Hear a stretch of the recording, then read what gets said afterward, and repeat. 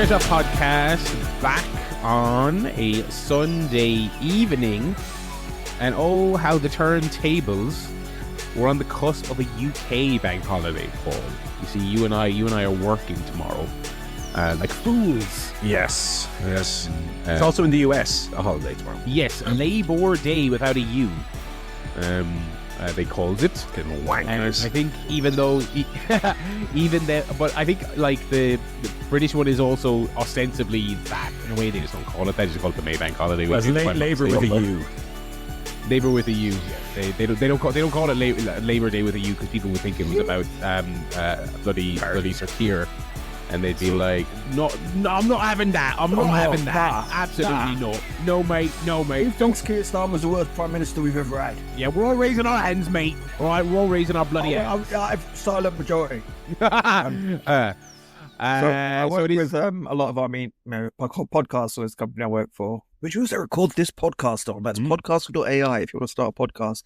And they're all Armenian, and then they're always like, whenever I have a bank holiday, they're like, how come your bank holiday is always on a Monday? And I'm like, because we don't give a fuck what it's actually for. We just want to have a 3-day weekend. Yeah. So it's just like, just move it to the Monday. You know what I mean? I'm not having a Wednesday off. What's the point of that? Do other countries do that? Do they have midweek bank holidays? Yeah, they're always... Really? Because it's like Independence Day or whatever. They have it on the actual day. So it's like, they have a Thursday. I'm like, yeah. Then you got to work Friday. Rubbish. Get on a Monday. That's mad, yeah, because it does not matter what day of the week the actual 17th is, baby. We will have the next Monday off for Paddy's Day, please. Yes, please. He didn't banish any snakes on a Monday, best I can tell. Took that day off. Let me mention a little podcastal experience that I had, Joe. Mm-hmm. Feel free to crop this if you want to use it for something. Yeah. You know the Ricky Gervais XFM radio show that we all... I think I remember them, yeah. Adore. Yeah. There was a forum member a long time ago who recorded some of the pre-series, what we call Series 0 episodes that sounded like... It sounded like CSP from like 2012. 2018, yeah. Really bad hiss across everything, muffled audio. Right. I did a little test for myself. I threw one of them up into Podcastle's audio editor and I ran the magic dust on it. Sounds bloody great. Oof. Sounds bloody wow. So when I re-listen to those episodes, I'll be using Podcastle to finally tweak the audio for those so that it sounds actually pleasant to my ears. Nice. No, well, make sure you don't get in trouble with the freaks on the Discord who argue over who gets to remaster old episodes of FM shows. I'm XFM_remaster. You're remaster_XFM. Anyway, no one knows what the fuck I'm talking about, so let's move on. Yeah, this is so niche. My Podcastle experience is very good. That's people should go to Podcastle if you want to give me money. Podcast. Oh, yeah, even better. Just give Joe your money. Don't even use my pay-per-views. I just bought another pay-per-view. Give me money. Yeah, it's somebody on this subject before we started recording. Yeah, Paul just signed on the dotted line. We'll come back to that later. For the pay-per-view just now. So funny you're talking about who gets to remaster what, because I have a tab just open here just from my pre-podcast scrolling, and I have no idea what this is, but it's from r/fan edits, okay, which as you'd expect is for fan edits of movies, and it's like Star Wars episode 4, 5, 6, 4K 77, 4K 80, 4K 83, Womp Rat cuts now available. What? I'm kind of morbidly curious what that is, but it sounds like a rabbit hole I don't want to go down. There are fucking 800 different versions of people editing that movie together. So Godspeed. It's communal, man. No one owns a remaster. How has your week been, Paul? On the subject of signing on the dotted line, any big house updates? Have you signed your Hurt Syndicate contract this week? I've certainly signed more documents. It's still not done, but okay. It's another step closer. Was your solicitor doing this with a thumb for 6 months? The thumb's going slightly down. It's going up. I had to beat up some people in the office to make her like me. No, we have signed the letter of offer from the bank. Nice. Letter of offer is signed. So now we're just waiting for the little final bits and pieces you need for the mortgage to go through. Our valuation report that the bank need expired. So I had to do one of those. And of course, the bank, that was 11 days ago. The bank still haven't gotten back to me on that. So little bits and pieces, but we are on the final stretch now. So I would say maybe another 2-3 weeks, and then we'll be getting some keys, baby. Excellent. Finally, because again, it's been sale agreed since September. That's how long this has been taking. It'll be all the sweeter once you're in. Yeah. I also signed on the line at the old library. So I mentioned, yes, the bibliothèque, yes. I mentioned I went to the old library last week and got my library card. I've now taken some things from the library. Oh, okay, go on. So I took a movie, a TV series, and a book. So my movie is Francis Ford Coppola's The Conversation, starring Gene Hackman. So that's review will be coming up maybe next week. Nice. Excellent. Okay. Never seen it. Do like Gene Hackman, the late great, of course. Also stars Harrison Ford, early Harrison Ford, 3 years before Star Wars. And wow. Francis Ford Coppola before he went a bit bad.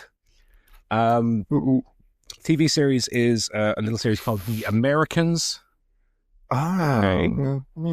Starring Kerry Russell and a Welshman whose name is covered by the Kildare County Library sticker. But this box set features all 6 series, which I'm obviously not going to get around to watch. I'm just going to try and watch the first season, then return it, and then maybe in a month's time take it out again and watch the second season. And then I took a big old book, big old heavy book, Moonflower Murders by Anthony Horowitz, which I'm looking forward to. Lovely. It's one of those where the text is quite big, but not super big. But it is a hefty 300 plus pages. So I'll do my best to try to get through that. That's a good haul. That's a movie and a series that I would say is probably not like immediately obviously available where you'd grab it on digital, you know. Right. Which is why things like a library membership are great to have. Oh, it is good. I was checking their little like new release section. They have like Beetlejuice already. Okay, nice. Yeah. So if you fancy going down and taking out a little DVD for free, sign up to your local library. That's really cool. Any life stuff for yourself, Joe? I haven't really been up to much. No, a couple of shows I'll get to later, but other than that, not too much. Alrighty. Well, we did. Go on. We did have some football life stuff in a sense. Football. So we had some very, very disappointing match in midweek. The Europa League final didn't go the way I was hoping it would. Very, very, very classic conceded goal. The kind of goal that United always concede. It's never a 30-yard stunner into the top corner. It's always a lad slips on the ball, it hits the other fella on the arse, keeper's looking the wrong way, dribbles in at the near post, one of those. So we conceded one of those all over Spurs. Obviously we can't score, absolutely toothless going forward. Hoyland, one of the worst strikers in the history of football, and Spurs hold on for the win. Very, very sad. Then we had the last day of the Premier League season today. I watched the Manchester United-Aston Villa match. Much better performance, obviously, when it didn't matter, which is a bit of an issue, I guess, when it comes to the psychology of the players, that when it mattered, they dropped the ball, and when it didn't matter, they handily beat one of the most consistent teams in the league this season. Did you see the controversial disallowed goal for Aston Villa, Joe? I saw a free kick given for someone fouling a goalkeeper. Is that what you mean? Yes. Yeah, I saw the foul. Yeah. Well, not a foul. No, well, it was one of the classic ones. Free kick. Yeah, it was one of the classic ones where the ref blew his whistle, and so they can't check it because the ref blew his whistle. So yeah, it's and people were saying, well, he should have waited longer to blow the whistle. I think the problem is then. What the referees always just wait to make decisions. Right. It's just it would make the game impossible. The referee has to try and referee the game in real time. He can't go. Yes. Just give this a couple of minutes to play out in case something goes wrong. On commentary, they said the referee should have waited 10 seconds. I'm like, what? What? To your point exactly. You can't do it. It's more so that the VAR as a facility is just like, oh, we can check, all these mistakes, but if the ref blew the whistle, actually we can't. So sorry, too bad. Like, why that weird technicality? Why can't we just check it anyway? Don't know what. Yeah, it's the whole like trying to ensure the referee still has control. The on-field referee is in control, and like he gets to make the decisions. But then the whole point is to get the right decisions. Right. And in this case, it wasn't as if the referee blowing his whistle meant that everybody stopped playing. And the player was kicking out an open goal. Yeah. Kicking out an open goal. It went in 2 seconds after the foul. Villa were absolutely atrocious anyway. They were shit. I know our friend Marcus, who is a Villa fan, pointed out that Villa have had this great season, and the 2 matches where it mattered most in the FA Cup semi-final and the match here today, they completely shit it, which is a shame. But one thing that the end of the season does bring is a little chance for us to revisit our Premier League and football predictions from last September. So I'm going to pull up the Premier League table here. I will let you know, Joe, it does not, at a glance, our predictions do not make for good reading. But I don't want a lot of points this year. I'm going to pull up the Premier League table as it finished here. Top 4. So your top 4 predictions, these do not necessarily need to be like in the right spots. I think did we do something like, if you got one of the top 4 right, you get a point, and if it was in the right position, you get a point. I think we did something like that. We both had City at number 1. City finished 3rd, so that's 1 point each for us. We both had Arsenal at number 2, so that's 2 points each. I had Liverpool number 3, which is 1 point. You had Spurs at number 3. 14 places off, it turned out. And I had Man United at 4. Joe, you had Liverpool at 4. So we each get 4 points there. Okay. 5 to 8. 5 to 8 were Newcastle, Aston Villa, Nottingham Forest, and Brighton. I had Spurs 0, Chelsea 0, Aston Villa 1 point. I had them as 7th. They, of course, finished 6th. Fulham 0. So none for me there. Joe, you had Man United. No. Newcastle, yes. Aston Villa, yes. And Chelsea, no. Chelsea were in the top 4, of course. So, Joe, you get 2 points there. Only 1 for me. Relegation, I had Southampton. Ipswich, which is correct. They finished 2nd from bottom. And Wolves, who were very close, but did not get relegated. Joe, you had Southampton, Brentford, and Manchester City, which unfortunately, no good. Wow. Let's see. Give it a few weeks. Yes. So that might yet come to pass. Give it a few weeks. We'll see what happens. Second top scorer, or number 1 if not Haaland. So number 1 obviously was not Haaland. It was Mohamed Salah. I said Phil Foden. And Joe, you said Dominic Solanke. No good. Player of the year, with an asterisk, not De Bruyne as he always wins it. It was not Kevin De Bruyne. I said Rodri. Rodri missed the entire season through injury. And Joe, you said Phil Foden. Phil Foden missed the entire season through sitting on the bench. Overachievers. Our overachiever picks were Leicester and Ipswich, who were both relegated. So, afraid not. Underachievers. I said Aston Villa.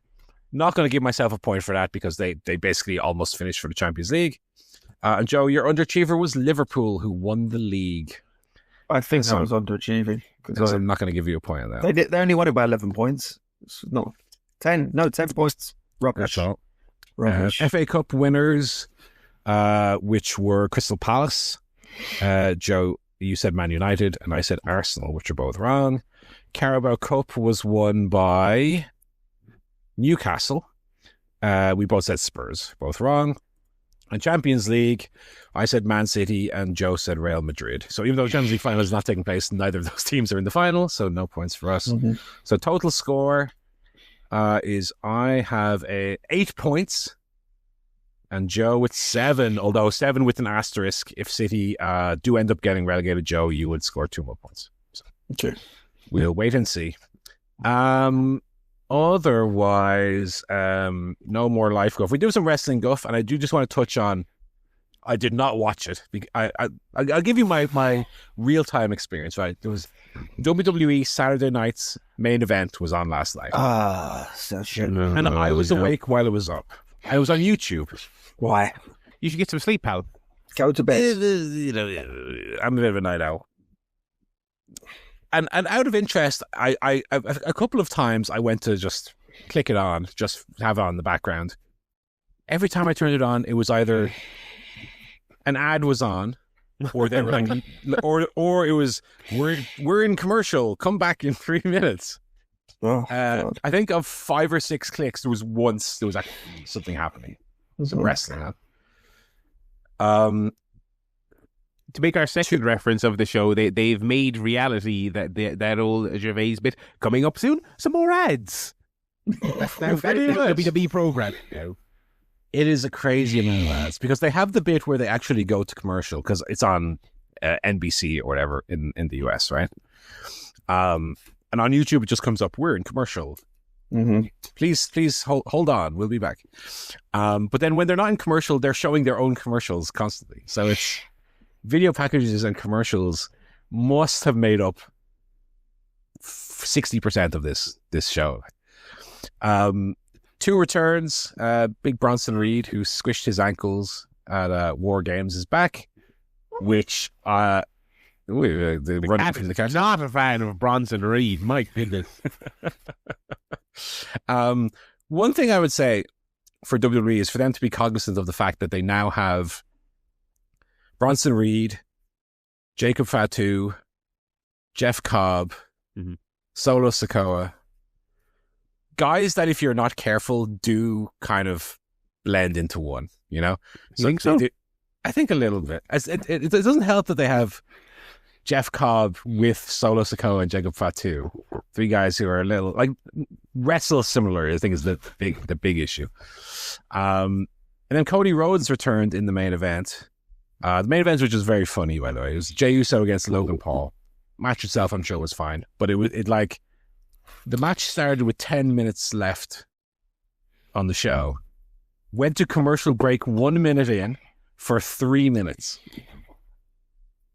Right? So you've got like 1 minute of the start of the main event. Nothing. Comes back from commercial. There's only 6 minutes left for your main event of this show. Cody Rhodes returns. Nitpick of the week for Cody Rhodes. You know when someone does a run in and the first thing they do is the heel goes for a big overhand punch and they block it. And they get the rapid fire. Ba-bam, ba-bam, ba-bam. Cody hits these weird, kind of stilted rabbit punches almost. Yeah, they don't flow. Like territory day punches or something. Very staccato kind of punches that don't flow into one. Like I'm picturing The Rock with his kind of slaps out more than punches, but they had like a flow to them, a cadence to them. Cody's are really weirdly stilted. And then Cody said, at Money in the Bank, me and Jey Uso are going to face Logan Paul and John Cena. Anyway, see you, everybody. And it immediately went off. So WWE, a company which normally drags things out, extends things to the nth degree, here was doing like, we've only got 2 minutes left. Get Cody out. Finish the match. Cody do the promo where he sets up the thing all within like 2 minutes. So it felt super rushed. Obviously, WWE fans were overjoyed that Cody was back. They were loving it. Wow. I actually like the ads. Oh, yeah. Do you hate capitalism? But this is one where it felt so rushed. Maybe taking out 5 minutes of those ads and actually, have your product kind of work. No, absolutely not, sir. Ads are the most important bit. www.shop.com or whatever it's called. Shop Zone. To pay for the extra yacht for each of the shareholders. Yeah. So, speaking of WWE being a money-grabbing son of a bitch company, yeah, Barry, tell us about WrestleMania next year and why it's not going to be in New Orleans. Well, yeah, kind of somewhat unceremoniously during the week, I believe it was WrestleNomics got a statement from the city, I believe, of New Orleans saying that they were not going to be hosting WrestleMania anymore. Which commenced people speculating on what could have possibly come together in such a weird, because they've obviously chopped and changed venues and teased certain places and teased. I feel like they've been teasing Minneapolis for like 15 fucking years at this stage. But I don't know if I remember another time where they announced the city. They had The Rock come out and say the city on an episode of TV, and then said, well, actually, no, not happening. And so everyone started speculating: are they going to do Saudi? Are they going to do London? Are they going to do Mexico? All these various irons they have in the fire, and they came out. They're just doing it in Vegas again, which seems really odd. And I don't know if anyone's really just come out and really done a deep dive on it, but I think everyone's. It seems like it's pretty much just a case of the check was bigger from Las Vegas to come. The tax incentives was bigger. And what they I think they said they're still going to do Mania in New Orleans at some point, and I think they're giving them money in the bank or something. And then Triple H did this video, where it was like there was a shotgun in his back, going, we're so excited to announce that you fuckers aren't getting WrestleMania, so eat our shit and call it ice cream, but you are getting Money in the Bank. Are you ready? Money are you ready? Bank. Wow. Are you ready for Turbo Man's best friend, Booster, coming to New Orleans? Booster in the bank.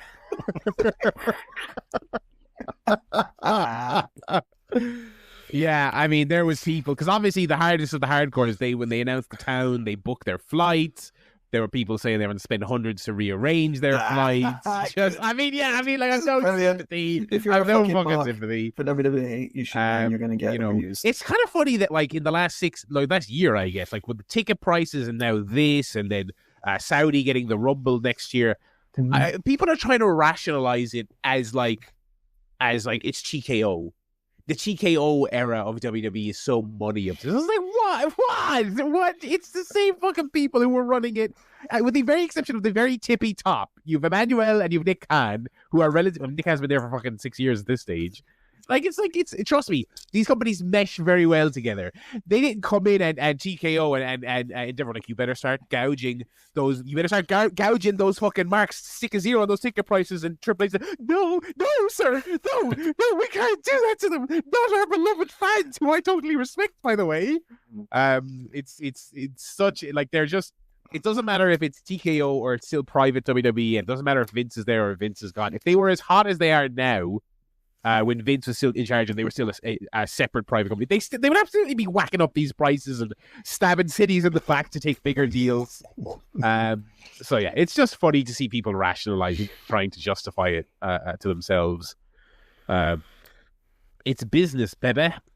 I mean, the thing is that they're still turning off a lot of fans. A lot of people are not as happy. I mean, we talked about this a million times. The goodwill. How important is goodwill to fans? I mean, now what's important to WWE is the money. The money. But I'm trying to think what was the other. Was there any other facets of this? I mean, yeah, people are kind of speculating. Like, is this going to be a regular thing? Will they start selling like years at a time to certain cities? Which I think would be interesting. But yeah, no London, not yet. That's a shame. And no Saudi. How expensive are the London tickets when that eventually happens? How fucking expensive is that? That is going to be the most expensive event ever put on in Wembley, I assume it'll be. But yeah, not much else. Other wrestling news from the week, unless I'm mistaken. Not much. With all that done, we can hop over to our features for the week, of which we have 2. Yes, we do have 2 segments. Joe, you're going to need to help me with our quiz today, because I have tried to put together a Gimme 5. Have you now? Without being fully certain of the rules. So you have to help me a little bit, but also not like cheat and give yourself extra points. So look out for that. But first, Fantasy League update time. And you know what? I think it might be the day. Because keep in mind, any trades we make today will count for the pay-per-view tonight. Although the trade that I have in mind, I don't necessarily think is going to bring me any extra pay-per-view points today. It might. It might, but I'm not super confident. There's a long game to play here. There is, and as far as the week went, Joe had a really good collision with Mercedes Moné defense and a Kyle O'Reilly win. And then you and I, Barry, did kind of okay across both shows, but nothing crazy this week to shout out. Pretty average week. But I think it is time for me to pull the trigger on a trade, and the trade that I am thinking about is Jay White to go back into the free agency pool. Like I said, injury, and he wasn't exactly setting the world alight prior to the injury. He's a solid enough hand. In 6 matches, he'd only brought in 16 points. 6 matches also, anyway, not a super prolific wrestler. But I'm thinking that the person that I'm going to bring in is someone who was kind of towards the lower end, going back to August, lower end of the card, but they've been heated up the last month or two to a point where I think even with a defeat tonight, we might be looking at a good little collision run, possibly even a mid-tier title run potentially. Mm-hmm. So I'm going to make it official. Where's my little gavel? Here we go. Order. Ooh. I am hereby invoking my 3rd trade of the year, and I'm trading Jay White for Jamie Hayter. Okay, very good. Shit. Fuck. Were you looking at Hayter, Joe, yourself? I was just about to. God damn it! I was just about to look at the list. I was doing the artwork, and I was like, let me finish the artwork, and I'll look at the list. Pause. Fucking straight. Now, as I say, I'm gonna have to fucking draft Big Boom AJ. Like I say, I think Hayter is probably not going to win tonight anyway. But I could see Hayter in the interim picking up a TBS title maybe down the line. Big Boom AJ has more points than MJF, so that is true. And of course, Joe, MJF is still not on the pay-per-view tonight either. No. MVP has as many points as MJF, but I thought he was retired, so yeah, really what you want to do is order the list by points per match, and that's where you'll get your. I know Big Boom AJ, by virtue of having 1 pay-per-view match, is on 8, but that's where you get your hologram Smojo. Hobbs, I think, is doing very well. But anyway, that's my trade. Wait, has no one got Joe? No one has Joe. No one has Hobbs. So I have the others. All our picks are filtered out of that list. So that's where you'll only see people who are undrafted. Best ones: hologram Joe, Mina. She's just come in, obviously. Paris Hobbs, Shibata, Bandito, Wheeler Yuta as well. What about the FTR lads? FTR lads They're quite available, aren't they? They're both available. Yes. They're line 92 and line 96. Oh yeah. Interestingly, Jamie Hayter has exactly the same points as Jay White at this stage as well. Yeah, but I think she's had an interesting flashpoint because we've kind of lamented their lack of doing anything interesting with her since she came back. Kind of feels like they're like, okay, let's.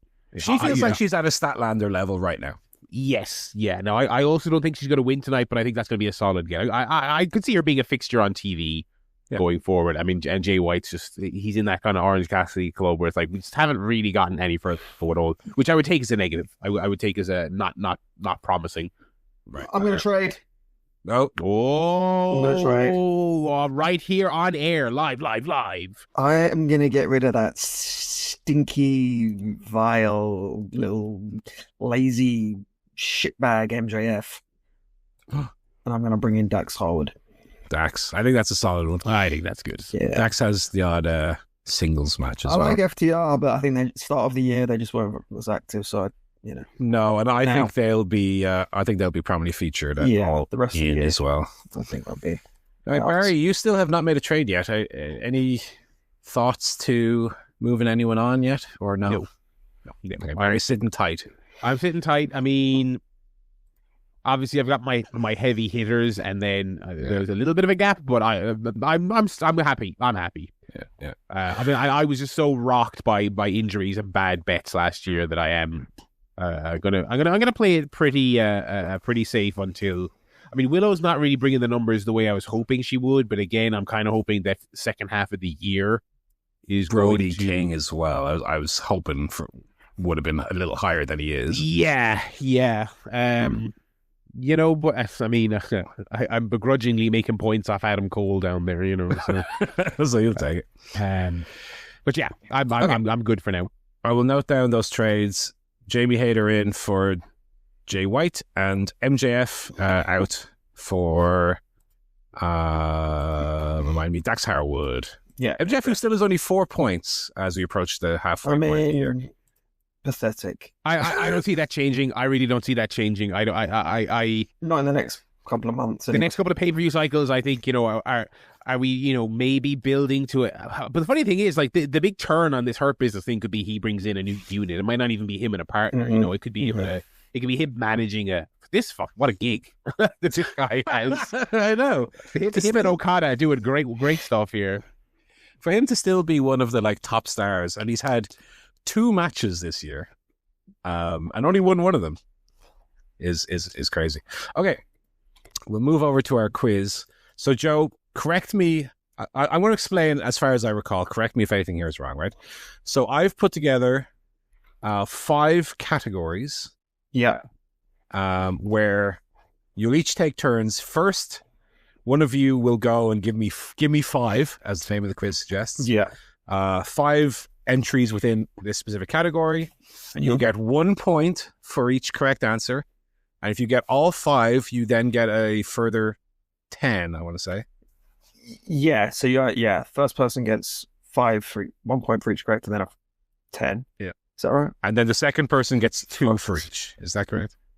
And then a bonus 5? No, the bonus should be the same. Okay. Hang on, I did write down the rules just in case. John's got the rules. Hang on, we're going to go. Just in case I forgot them, which I did. You're the creator, so go yes, 1 point per correct answer plus 5 bonus points if you go first. Okay. 2 points per correct answer plus 5 bonus points if you go second. Fifth and final round, the loser gets to choose whether they go first or second, without knowing the topic. So there we go. That's the rule. I'm also going to give you guys the option to choose which of the 5 categories you want. Okay. When you're going first, if you want 1, 2, 3, 4, 5, and then whichever one is left, just that there's no bias in terms of me selecting as a final one that might favor Barry or Joe. It'll be up to you which categories get used and when. Okay. Do I have a coin to flip?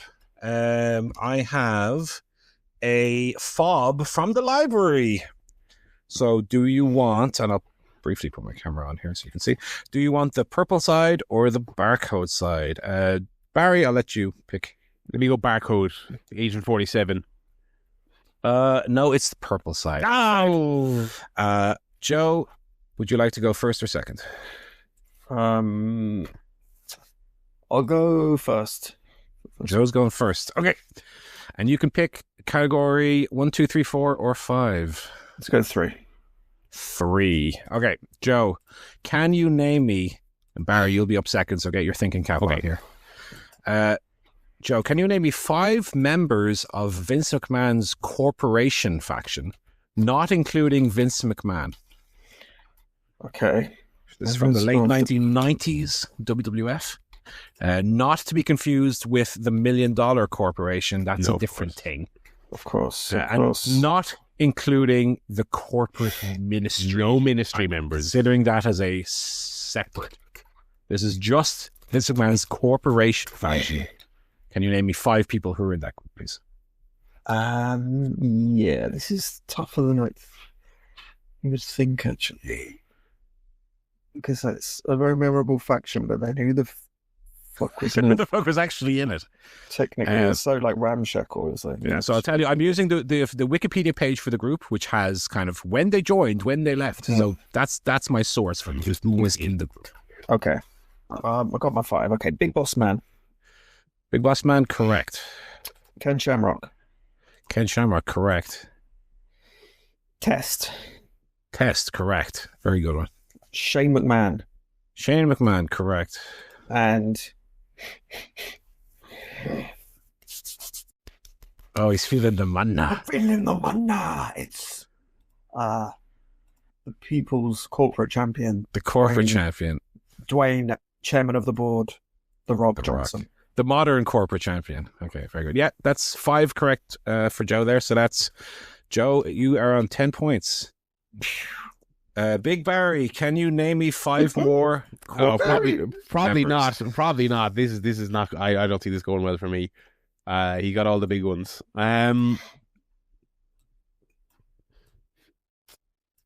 The big nasty bastard Paul White. Correct. Oh yeah, good one.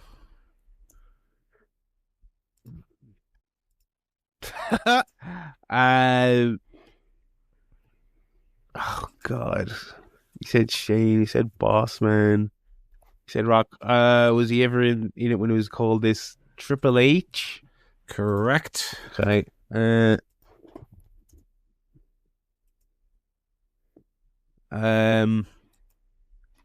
suppose briefly Foley, Mankind? No, I'm afraid not. Really? No, it doesn't have him here. I think he was associated with Vince McMahon prior to the corporation. Do they consider The Rock turning on him the foundation of that unit? I will say chronologically, The Rock is one of the first people. Yeah, okay. They're probably thinking of Mind Games as the beginning, which is fair. Deadly Games. Yeah. Am I out, or do we keep going? No, you can keep going. You got 2 more. Okay, I'll just take some stabs here. I'm not sure if these align timeline wise, but I'll take X-Pac. No, X-Pac never in the corporation. No. Okay, I should have said this one earlier. China. China is correct. Yes. So that's 6 points. Man, that was hard. Yeah, I mean, some other, question mark, known ones. Kane was in the corporation. I nearly said that. I should have said Kane, yeah. The Mean Street Posse, Rodney and Pete Gas. Of course, yeah. Pat Patterson, Jerry Briscoe. Yes. Oh, see, it's obvious when you know it. And then the various commissioners, Sergeant Slaughter and Shawn Michaels, both also listed here.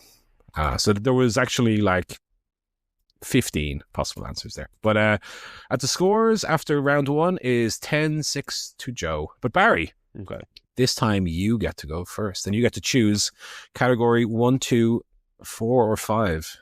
Let me go 4. 4. Okay. I'm going to pull up my little Wikipedia page here because I didn't write them all down on my Excel document here. I just left it on the Wikipedia page. Okay, Barry, can you list for me, and I'm going to be a little strict on this one. Okay. Matches in which the AEW World Title was won. Now, what I require is the match in which the AEW World Title was won, i.e. won for the first time or changed hands. I need the match, the participants of the match, and the show on which it occurred. Sure. Now, I don't need the specific year, and if it was Dynamite, I'll just accept it was on a Dynamite. That's fine. Okay. So 5 matches where the AEW World Title was won. Okay. Okay. Let me go. You want the participants of the match as well? Yeah.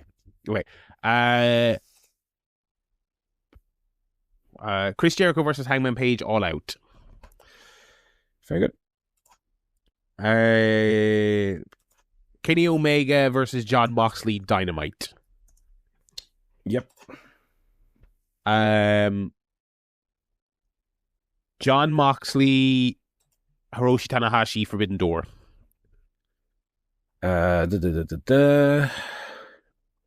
Yes, very good. It was when did fucking Kenny fucking lose that fucking thing? I have no idea. Chris Jericho, John Moxley, Revolution. Very good. Swerve Strickland, Bryan Danielson, All In. Very good. So that's 10 points for Barry. Barry, you're up to 16. Joe, can you list me 5 more? Can you remind me of the 4 of the Barry said? Yeah. Chris Jericho, Hangman Page at All Out. Yeah. Kenny Omega, John Moxley at Dynamite, Winter is Coming. which we'll allow. John Moxley, Hiroshi Tanahashi, Forbidden Door. What was the next one you said, Barry? Do you remember? I think I know, but I don't say it in case we're talking. I did Forbidden Door. I did Moxley, Omega, Dynamite. I did All In with Strickland and Bryan. And then I think Revolution was the other one, but I want to be certain. Oh, Moxley and Jericho Revolution. Moxley, Jericho, Revolution was the other one. Okay. There you go. There's the 5. Fuck. Okay. So Swerve Strickland beats Samoa Joe. Dynasty 2024. Yeah, I don't need the year, but that's correct. Okay. Last year's. MJF beat John Moxley at World's End. As a thing goes by. That is not correct, I'm afraid. Shit. Okay, Hangman Page beat Kenny Omega at Full Gear 2021. Correct. Okay. CM Punk beat Hangman Adam Page Double or Nothing 2022. Correct. And one more. And one more. Fucking fuck. What haven't we had? There's no in. And John Moxley beat CM Punk on Dynamite. Correct. Ugh. What was the MJF one then? It wasn't World's End. I'll tell you now. Well, no, MJF beat John Moxley at Full Gear. He lost the title on World's End to Samoa Joe. Oh, he held it. They didn't have World's End that year. It was next year. No. Shit. John Moxley beat Bryan Danielson at Wrestle Dream as well, of course. Shit. CM Punk beat Moxley at All Out, infamously. What of those did we miss? I'll just go through it. Jericho won it All Out against Hangman Page. Moxley beat him at Revolution. Omega beat him at Dynamite Winter is Coming. Hangman beat him at Full Gear. Punk beat him at Double or Nothing. Moxley, title was vacated due to injury. Moxley beat Tanahashi at Forbidden Door. He then defeated lineal champion CM Punk to become the undisputed champion. I would have counted that. That's still a thing. CM Punk then defeated him at All Out, as we just mentioned. Punk stripped of the title. Moxley beat Danielson at Dynamite Grand Slam in a tournament final for the vacant title. MJF beat him at Full Gear. Joe beat him at World's End. Swerve beat him at Dynasty. Danielson beat him at All In. And Moxley beat him at Wrestle Dream. So Joe, you got 8 points there. So you're still in the lead by 2 points. Okay. Score is 18-16. Joe, back to you. 1, 2, or 5. Let's go 2. 2. Okay, Joe, we are looking for... can you give me 5 of the 10? So there are only 10 correct answers here. The 10 final WWF champions before it moved to WWE. Ooh. The 10 men who were the final 10 to hold the belt. Okay. And these are 10 different people. So again, I'm not counting. Of course, yeah, repeated. 10 different, the final 10 people to hold the belt while it was called the WWF Championship. Okay. Well, just throw a few down. I'm just going to go for the big boys. Triple H. Okay. Correct. The corporate champion. The people's champion. Dwayne. The box office champion. Mana champion. The Rock. The Mana champion here. The island's tribal chief. The Rock is correct. Yeah. And then we finish. Okay. Dwayne Johnson. Stone Cold Steve Austin. Correct. Mankind Cactus Jack Mick Foley. Mankind is correct. Yeah. One more. And uno más. Kurt Angle. Correct. So that's 10 points for Joe. Joe, you're up to 28. Barry, can you fill in the blanks? Who are the other 5? Hulk Hogan. Correct. Yes. Christopher Jericho. Correct. Okay. Joe said Austin. He said Angle. He said The Rock. He said Triple H. We're going back. No More BS, Paul White. Correct. And he beat Triple H. So we're going Triple H again. Who beat Foley, who he said. Who beat Austin, who he also said. Vince McMahon. Correct. And The Undertaker. Correct. Very good. So Barry, you get the bonus points there. And so you take the lead by 3 points, 31-28. So yeah, the final 10 champions were in order: Undertaker, Mankind, Vince McMahon, Big Show, The Rock, Steve Austin, Kurt Angle, Chris Jericho, Triple H, and Hulk Hogan was the final ever WWF champion. And also the first, by virtue of that, the first WWE champion. Then Judgment Day was the first show, like 2 weeks after the change. Yes, yeah. Then he obviously lost to The Undertaker. Okay, so that makes the score 31-28 to Barry. And Barry, you are up first here. Okay. Number 1 or number 5? Let's go 5. 5. Okay, I need to open up this link again. Barry, I would like you to name for me 5 wrestlers who wrestled, not only appeared, but actually wrestled, okay, on the very first ever AEW Collision. Oh, God. I'm going to... No idea. This is on the 17th of June, 2023.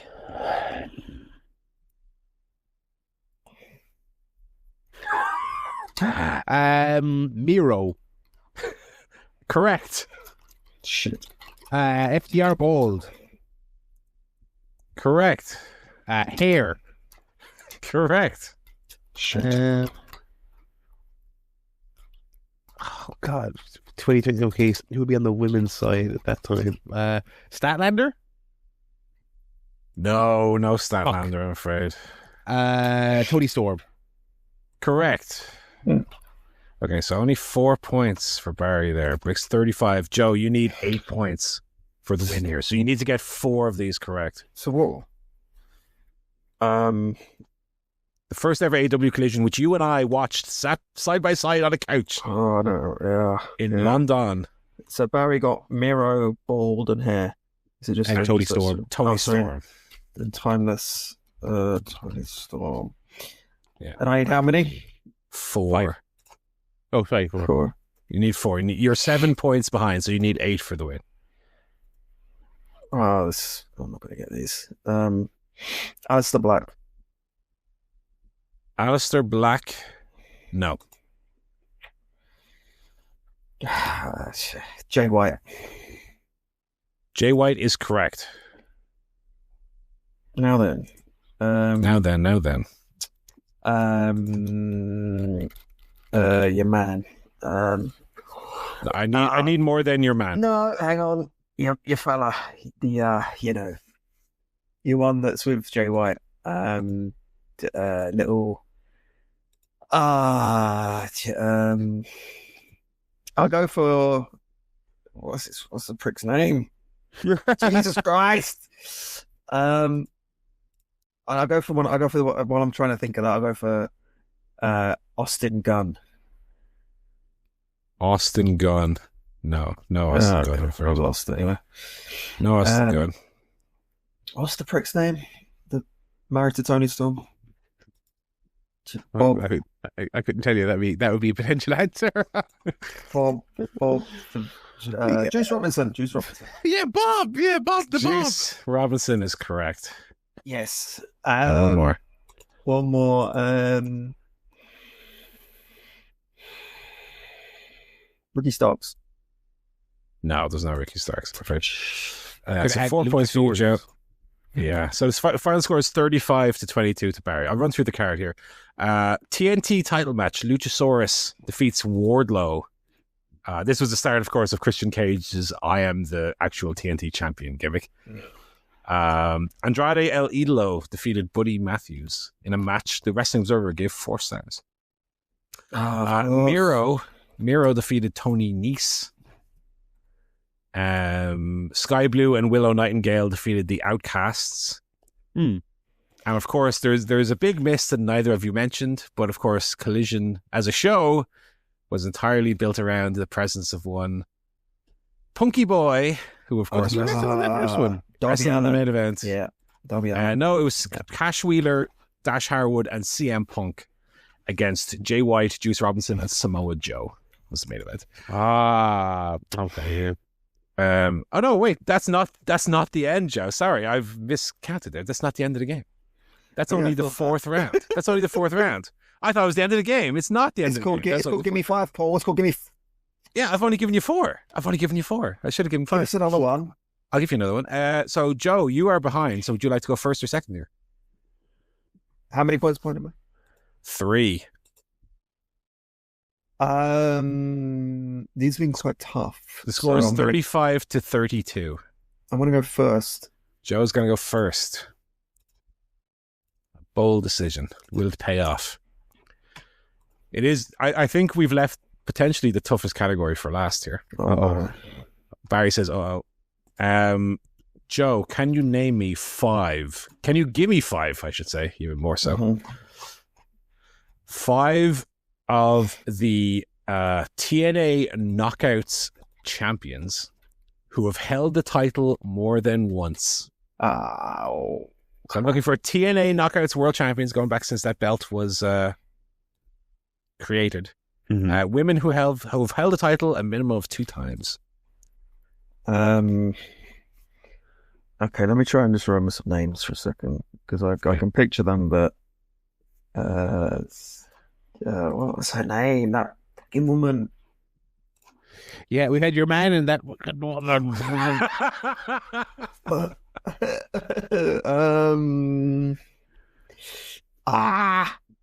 Okay. Velvet Sky.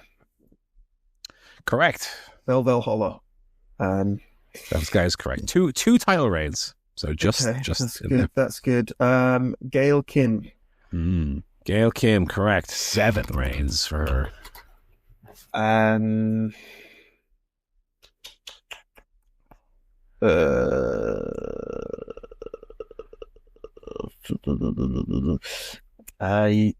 Deonna Purrazzo. 3 for Deonna Purrazzo. Very good. Here we go. Who is it's all coming flooding back to me, but I don't know who the champions were. It's all coming back to me now. What a song. Awesome Kong. 2 for Awesome Kong. It's correct. Oh fuck. You need one more, Joe. I need this.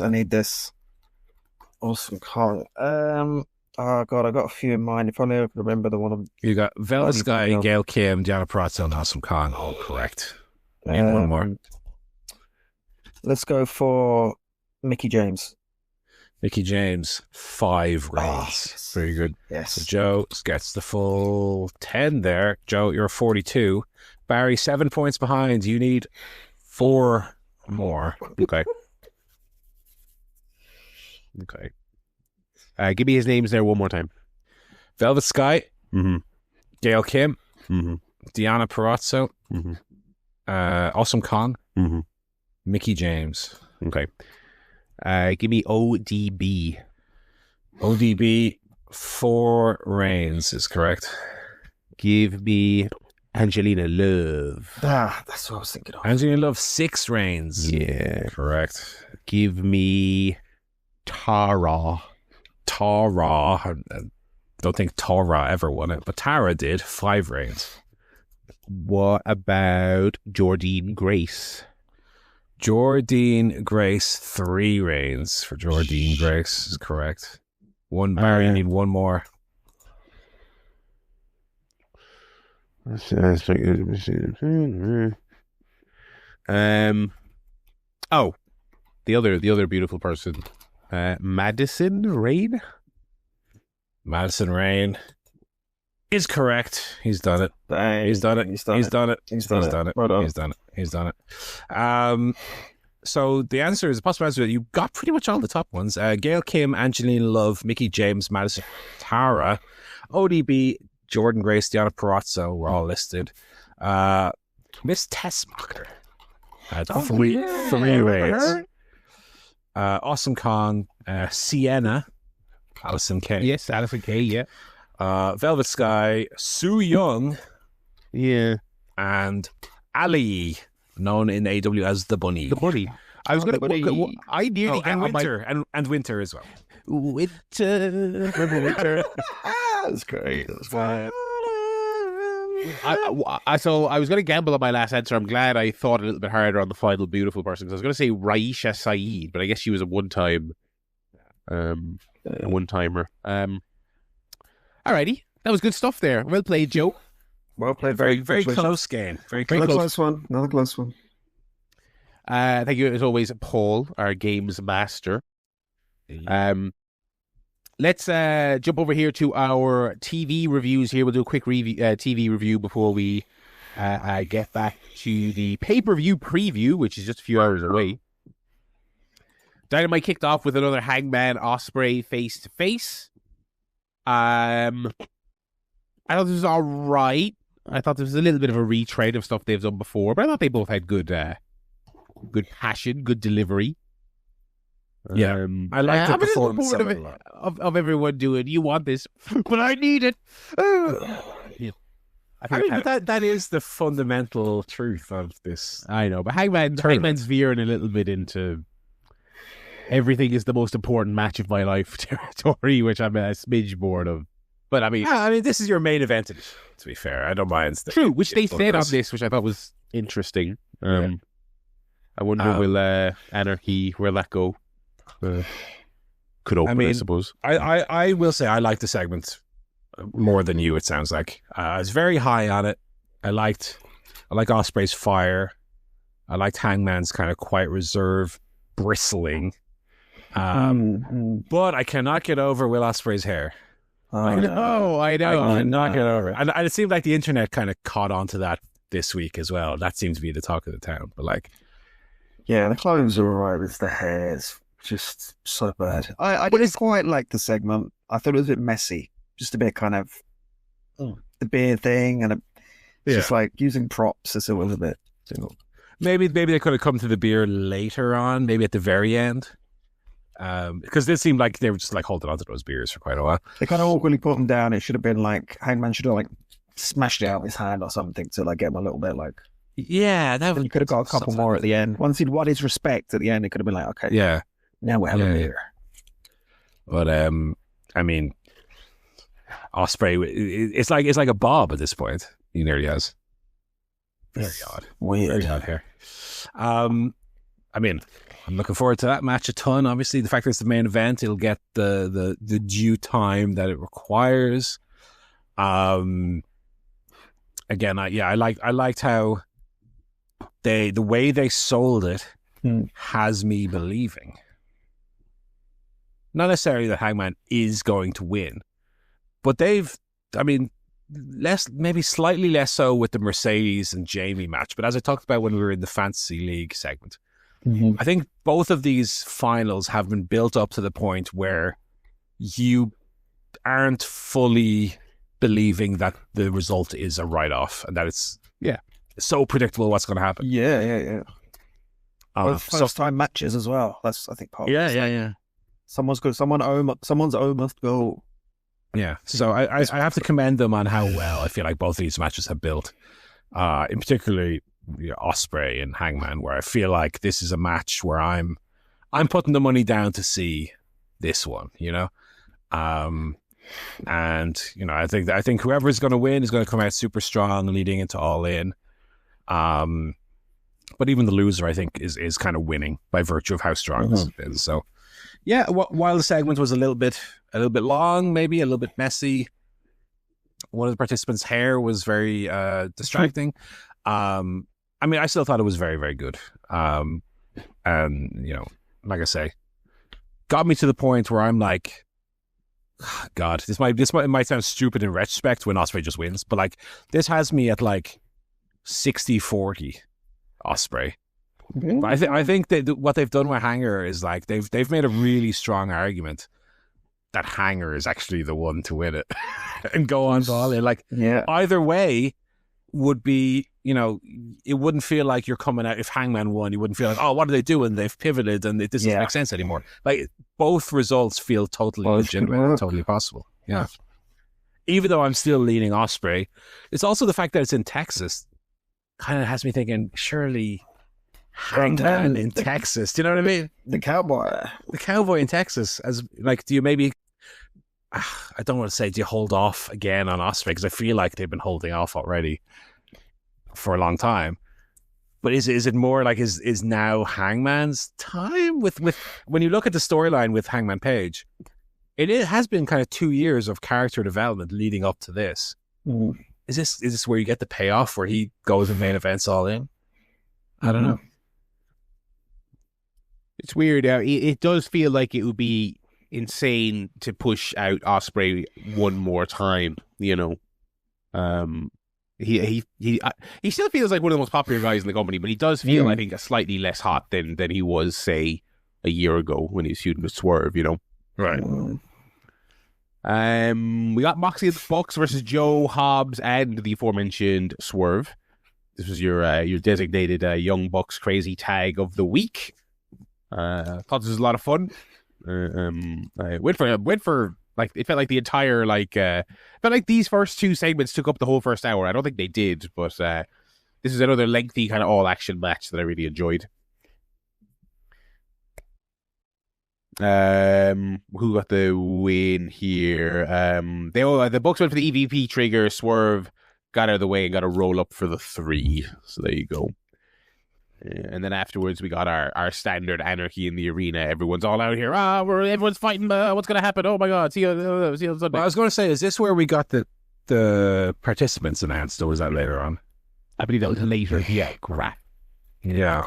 Because the surprise, obviously, this week was that Gabe Kidd, after appearing at the end of the cage match last week, not actually in the match. And being on the show this week again as well, you know. Yeah, and come here. So, I mean, the scuttlebutt, certainly here in Kildare, has been, is this the Eddie Kingston return we're getting tonight? Never mind Cody Rhodes making his first appearance after WrestleMania. Fuck that. Yeah, geek coming out with his punches like shit. We didn't talk about how they announced... Sorry, guys. We didn't talk about how they announced Cody and Jey Uso versus Logan Paul and John Cena. Sorry. They announced the match that were happening in the back, guys. The drapes would be in 4K in front of my face. Let me tell you. How is this Cena run comparing to like Bryan Danielson or Sting's final years? Good God. They did a sorry, we'll jump back to Saturday night's main event for a second here. They did a backstage promo with Cena and Jey Uso. Cena goes, doing his best Lance Storm impression. Well, Jey, you sure are the world champion. And last time we were in the ring together, well, you threw me out of that ring and you won the Royal Rumble. But I'm gonna when my clock hits 0 and I take this belt home, you're going to lose your title tonight to a YouTuber. That sure sounds like it's going to ruin wrestling, eh? Well, good luck tonight. I'll be watching. And this is John Cena. He's fallen into the trap where he thinks being a heel is be the most boring man possible. Yeah, being crap and then hoping people go, oh, it's genius. You're not, guys, you're not supposed to enjoy it. He's a heel, okay? It's supposed to be shit television, okay? You don't enjoy watching it all. But it's like, I mean, we've talked about here how Cena is like overly kind of goofy and overly hammy. But he takes, what I would like to see, ironically, is a kind of over-exaggerated, goofy, hammy heel version of the Cena character. But while he still dresses the same, comes out to the same music, I guess all he does with his character is he's kind of aping off the Chris Jericho heel from way back, where he just talks very monotonously and boringly, and that's it. That's the extent of this great opportunity. You know, this great opportunity of the John Cena heel character. This is what they've done with it. Anyway, so as I was saying, Never mind the Cody Rhodes return. If Kingston returns tonight, I'm popping out of the chair. Yeah. I mean, it's even got as granular in the Kildare conversations too. If you're bringing Kingston back, do you do the lights out first? Oh, to honor Sabu? Lights out and then the music plays, or just the music plays? I would do lights out, to be honest. For me, I would do lights out. Yeah. No, I wouldn't.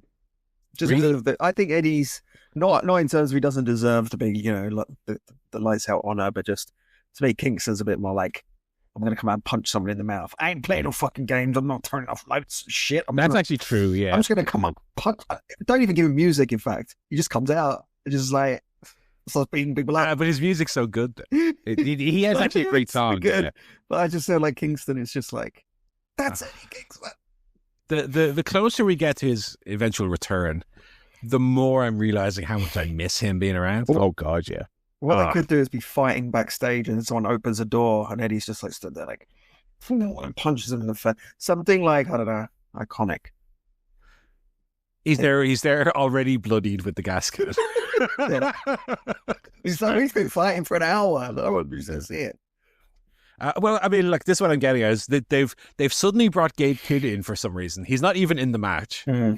So I'm thinking what'll happen is they'll do the 6-on-6. At some point, Kidd will get involved, and it's like, these sons of bitches have got the numbers again. It's so unfair. Someone needs to stop this. Somebody needs to help. And then Kingston makes his triumphant return. And note for Eddie Kingston, I do not want the eyebrow shaved, fucking sleek looking. I want hobo hair. And he better have that big hair, the big beard. Big hair. And next week you can go get a cut and you can go back to old Eddie Kingston. But for the return, I want crazy looking Eddie Kingston.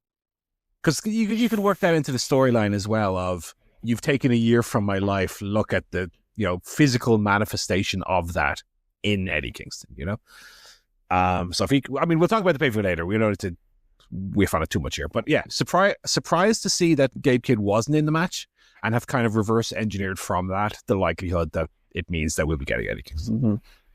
Anyway, yes, the trios match was very good, as the Young Bucks matches have been recently, and I do think it's been a smart decision in the Young Bucks returning that they've really dialed down on the campy Young Bucks promos and really dialed up they just have fun matches every week. Makes them a lot more tolerable to this guy. Yeah. We then got to a segment that I've enjoyed a lot of this. I've enjoyed a lot of Big Bob taking various things from MJF and then running away. I'm starting to grow weary of this for two reasons. So MJF comes out to do the contract signing with the Hurt Syndicate. And the segment earlier where the lawyers were there chatting, they were getting involved. And it goes on and on and on and on. Contract signing and MJF is looking so happy, and MVP's saying, "Everyone, you might not like it, but shut up." And then they have Lashley teasing once again that he's going to go back on it, but he doesn't. He signs it. So to be honest, I didn't really need this segment to be this the first half of this to be this long, where they're just drawing out the actual signing, right? Unless they were going to do the turn here, which they ended up not doing, right?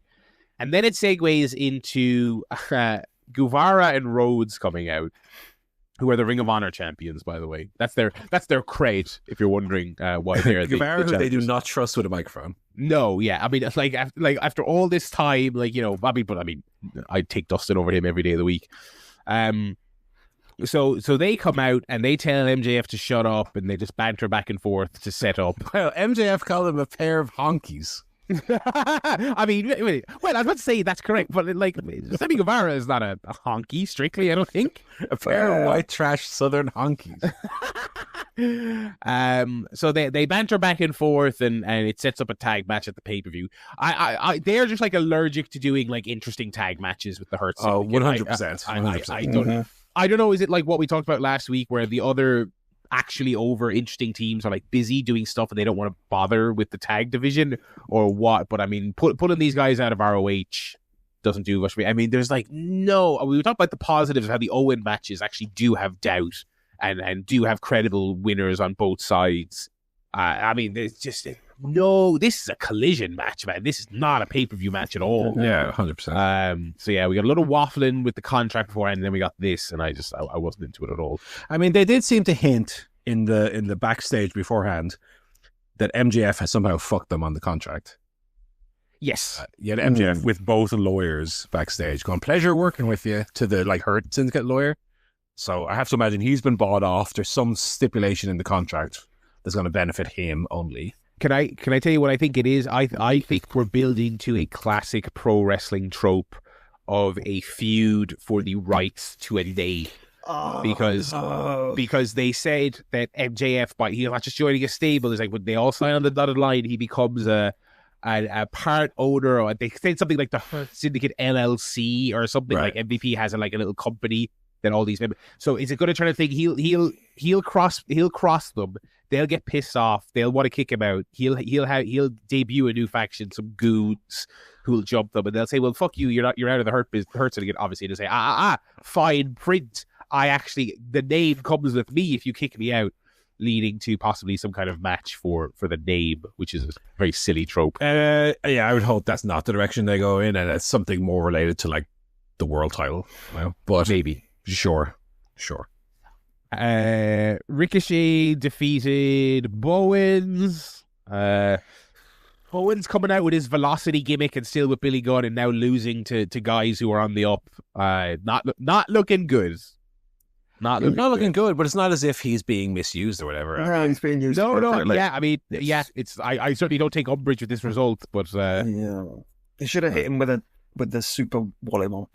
That probably would. He hit him with the mollywop, but he mollywopped him out of the ring. No, it was super mollywop. If he'd hit the super mollywop, I think he would have won. Yeah. That's the thing. He should have hit him with the dolly plop. That's the one. Oh yeah. Oh well. Yeah, I mean this is feeling dead on arrival, I'm afraid. I mean this is a gimmick right out of like 1995 WWF. He's such a white meat babyface. And I feel like nowadays, with a few exceptions, but nowadays your babyface lead needs to have a bit of an edge. Yeah. He just doesn't feel like he has one. He just feels like he's too, he's like, God, he's like Bob Backlund prior to like being crazy about Backlund. He's like Backlund from the 70s. He's a lot like Bob Backlund, yeah. If Bob Backlund was a gay black baseball player. Yeah. Very similar. But I mean, in terms of Bob Backlund was like, it's like ordinary. You might as well come and drink a glass of milk and go. Right, exactly.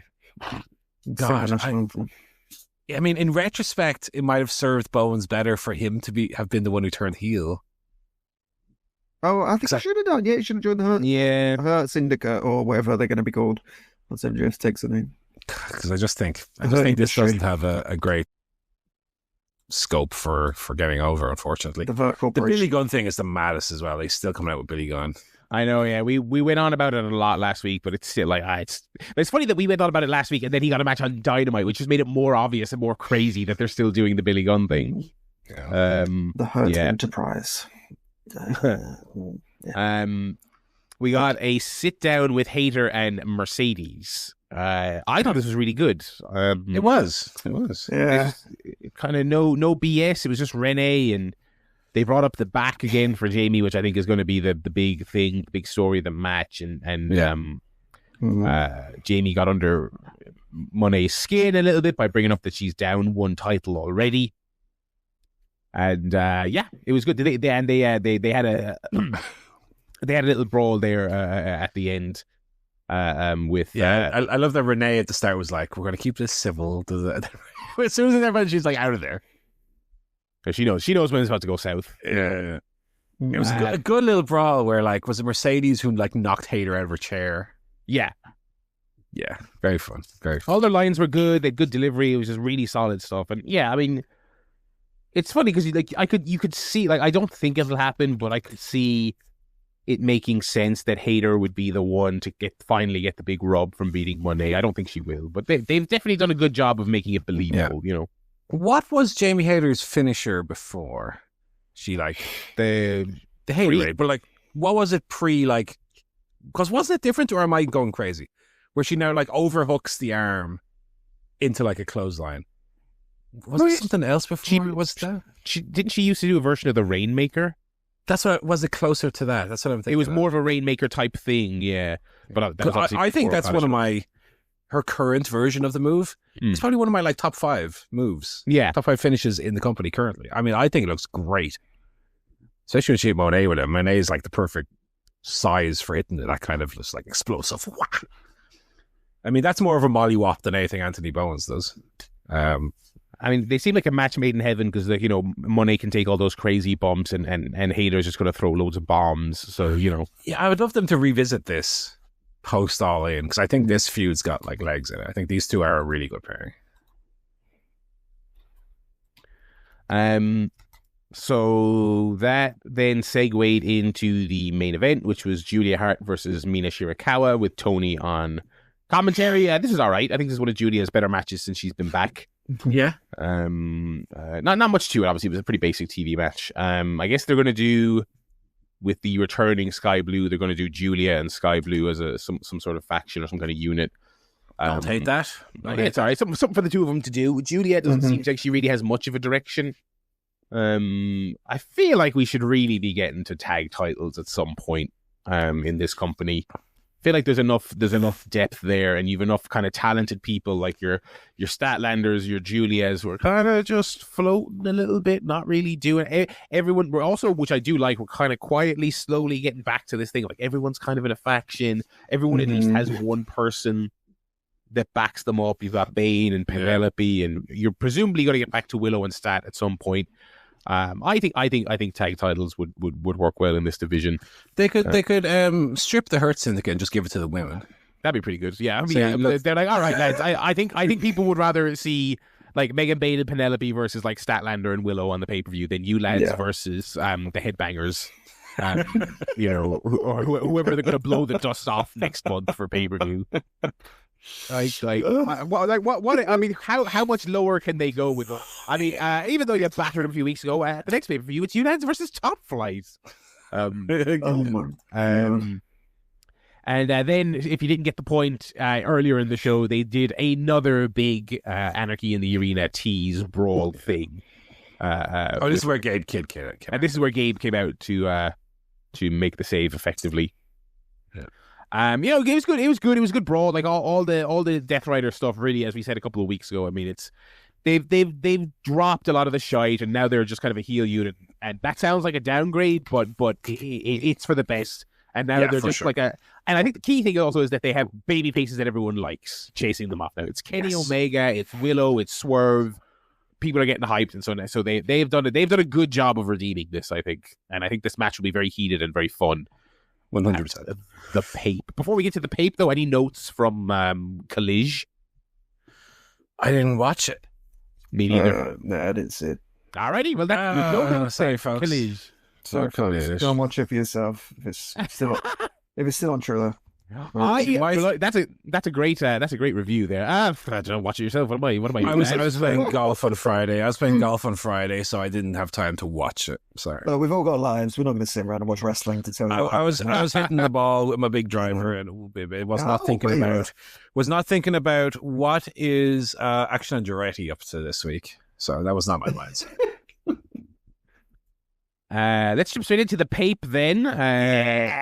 A fairly full card and a pretty good one as well. I wouldn't say this is their best on paper, but it's pretty tasty. Just the one pre-show match, which I feel like I was going to check. I'm going to check now to see if they announced anything else. Do they have Big Boom AJ versus I Show Speed? Only one pre-show match. It's very odd. They normally have like 3 or thereabouts. Yeah. Because they do, although they've got a lot of multi-mans on the pay-per-view, so maybe they're just kind of like everyone's getting a payday, like we don't have to squeeze in. I mean, they've got plenty of other people. The Gathering Dust, I'm sure they could put on there, but yeah. I'd be happy with one. It'd be very funny if Tony Khan texts Miro and says, like, I'm ready for you to come to work, pal. You're where?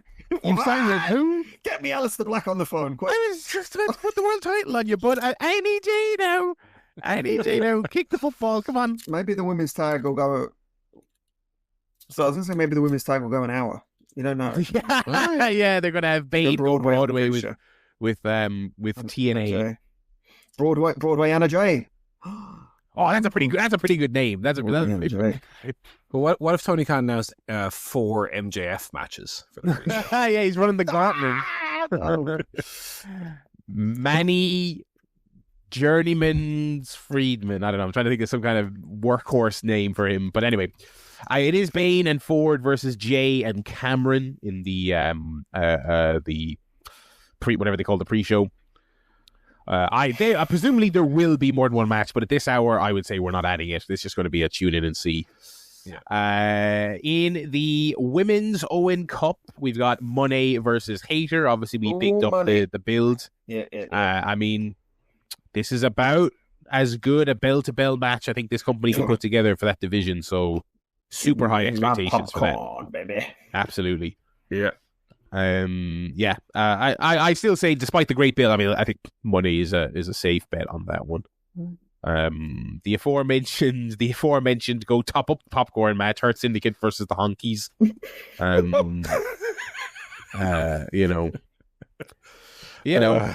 Yeah, it's been a while since they've gone and gotten someone from ROH to be on. They don't do that anymore because they've kind of given up the ghost on ROH a little bit. Yeah, I think that speaks to. I don't think it'll be match of the show, but it might get Joe's honky of the week.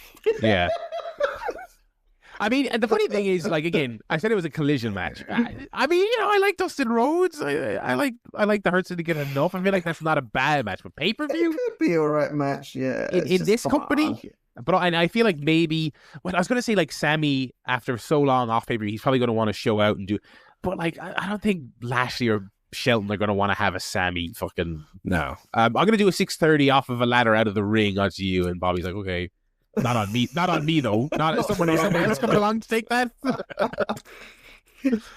I mean, part of the issue as well is that they do these feuds like Don Callis, which we'll come to in a second. Don Callis family and Paragon, and that's where your other teams ostensibly are involved. But it never cycles around to they actually challenge for the tag team titles. The other tag teams are just doing stuff, and then they just stop doing stuff, and that's the end of it. Which is why I think they've gotten rid of the rankings, because they couldn't be arsed trying to come up with reasons why, those other teams aren't insisting on getting title shots. But anyway. At least Dustin Rhodes wasn't like, look, I know how shit we are. Yeah. Go on, lad, give us a bit of a rub ski. So, we'll see. Timeless Tony Storm versus Mina Shirakawa. I mean, this is also another one that I'm thinking, this is like a named Dynamite level match. I mean, one of those like special episodes of Dynamite. I don't know if it's quite this is definitely Tony needs to have a match before All In. This is so yeah. It's something. This is she has to have a match so that she holds up the title afterwards, and then Monet comes out. And you do your thing. Right. That is that. She should be all right. I mean, I've enjoyed Mina since she's been back. And Tony is on a good run. So yeah. FTR versus Daniel Garcia and Nigel. Getting them trunks out one more time, boys. Yeah. Should be good fun. I think this is I think I like the way they've built up the Nigel match. He's had one whole match, or he said, I guess, 2 if you want to count the Rumble thing. We had the one on Ring of Honor with Lee Johnson, or did he?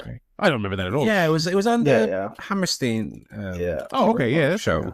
But they've made them feel special. They have made them feel special. They've not overdone it, which is a trap you can see people falling into. I've enjoyed the build. I think this will be a load of fun. Yeah, it could be a good little match.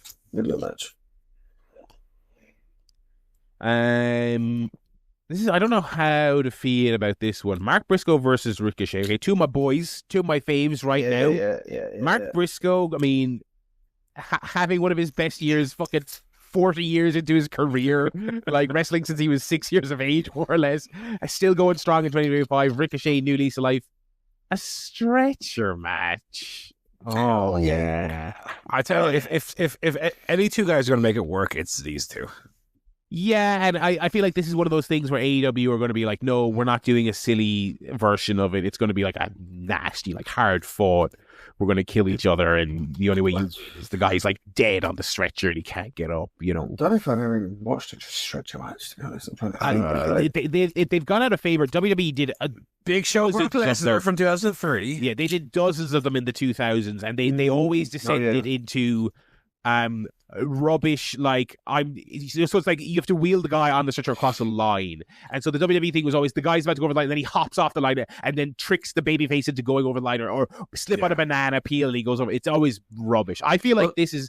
I feel like this is probably going to be closer to like an ambulance match where they said on Dynamite that's what it's going to be. You have to put the person in the ambulance and close the door.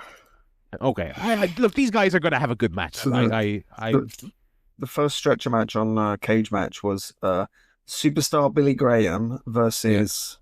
Do you want to guess who? Oh, look, Bob Backlund, Mark Briscoe, Bob Backlund. That's right. That's Bob Backlund. Yeah. That got 8.35 on Cage Match. That's the best ever. Right. The best ever stretcher match. So like that's Superstar Graham from the grave saying, "Shut the fuck up, Barry." Yeah, those two. I'm sure that was a bloody affair. And then RVD Sabu. Then they stopped happening for several decades until WWE decided to do Big Show Lesnar. 10 of them in about 10 years, and then that was one where the Big Show's so big, Lesnar had to put the stretcher on a forklift. And then Eric Young versus Kurt Angle in 2015 was the most recent stretcher match. Could be good. I think that's a sleeper. It could. I think it'll be great. Anarchy in the Arena with. This is a hell of a lineup. This is a fucking hell of a lineup. Kenny Omega, Herb Strickland, the Ops, all three of the Ops, Joe, Hobbs, Shibata, and the fourth Op, Willow Nightingale versus John Moxley, Claudio, Wheeler, Matthew Jackson, Nicholas Jackson, and Marina Shafir. I think this should be excellent.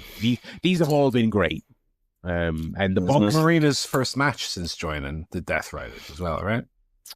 Similarly enough to I believe she has actually wrestled on Ring of Honor not that long ago. I think she killed some jabron, I believe. Okay.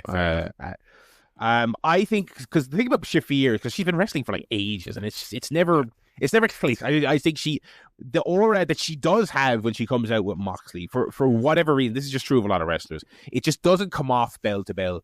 But I think this is the type of match where I'm like, everyone's just going to be doing cool shit and violence, and just it's not going to be about having a normal match. So I think she might actually come off quite well here. And Willow, she's done like these street fights and stuff like that before. She's she's very very able. Yeah. So this should be great. The Young Bucks are on once they came back. They're also great like gimmick match wrestlers.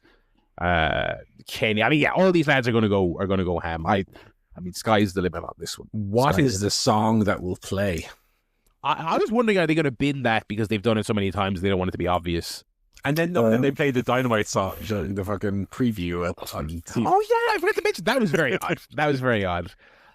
Who's looking at this list of names? Swerve's got a new album. I reckon "Hot to Go" by Chapel Roan. Yeah. Oh, that'd be great. Oh, Tony, open up the wallet. Mina Shirakawa's beloved song that they brought back after getting rid of that band. Okay. And she's just boogieing while they're all killing each other all over the. Which Tony Storm reference on commentary? That was a delightful bop. What happened to her music? Bring that back, I say. I'm looking at this list of names. You got Omega. I'm just thinking of their music. Omega, Swerve, Willow, the Ops. Joe's got good music. Hobbs, Death Riders, Moxley, Claudio, Marina, Wheeler, and the Bucks. It's not a great list. You could do Willow. You could just have Willow's song playing the whole time. While they're just like braiding each other with chairs. We also have this one was made kind of just very quickly in a backstage segment on Dynamite. Just very casually thrown together. Okada versus Speedball for the Continental title. It's kind of hard to gauge Okada these days, but I think if he even half shows up, this should be great. This feels like it could be a clash of styles that works, or a clash of styles that just does not go together at all. We'll see.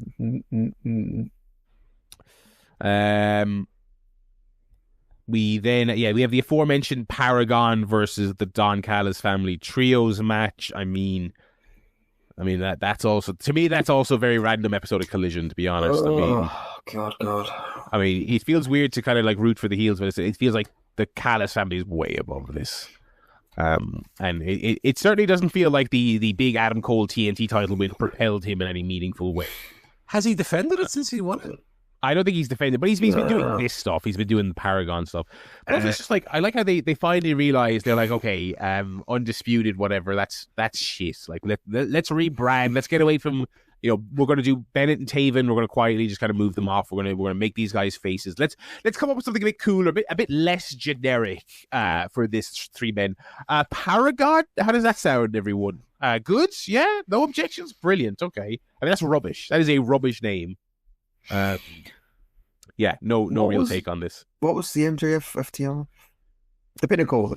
Sorry. Pinnacle. That was the name. You got the Pinnacle, you got the Paragon, you got the Paramount. Yeah. And then the main event, we will have the men's Owen final. Will Ospreay, Hangman Adam Page. I think this will be very heated. And I think, a match of the year tier is the expectation. Oh, it'll be Tickle in the start for sure. Absolutely. Who has Ospreay? Who has Hager? You as well. Oh, Davey! Let me have the last couple of times. I'll be honest. I gotta be fucking honest with you. But he loves Owl Bill. He loves Owl Bill.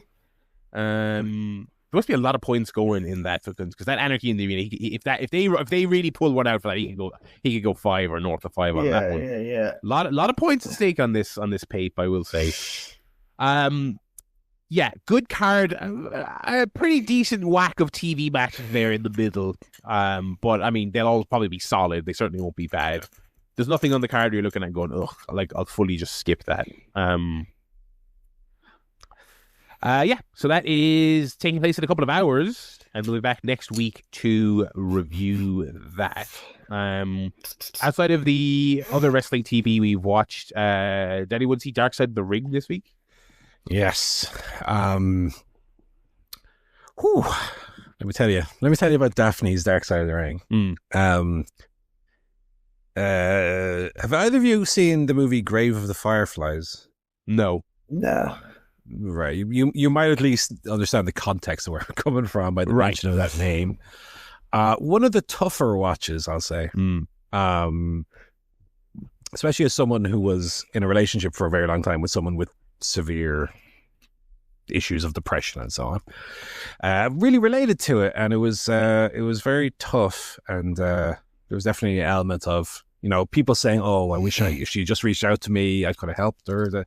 There's a certain point at which you have to reconcile with yourself that anything you can kind of do, certainly in Daphne's situation, the people who are kind of to an extent blaming themselves. I mean, you can help to an extent, but you're also kind of delaying the inevitable sometimes, and you can't really put the blame on yourself. It's a tough conversation, and it was a really tough episode to watch as someone who's kind of, I don't want to say been in the shoes of people on here, but to an extent. Really, really sad. One of the episodes that I think really hit that emotional core more than your typical Dark Side of the Ring episode where there's someone who's been involved in bad things, whatever. Daffney, for all intents and purposes, a lovely person who everybody adored and who was just through the ringer. They obviously touched on the big TNA bump, which I assumed was going to be in there. Of course it was. Mick Foley was interviewed. He was up in the match when that happened. Yeah.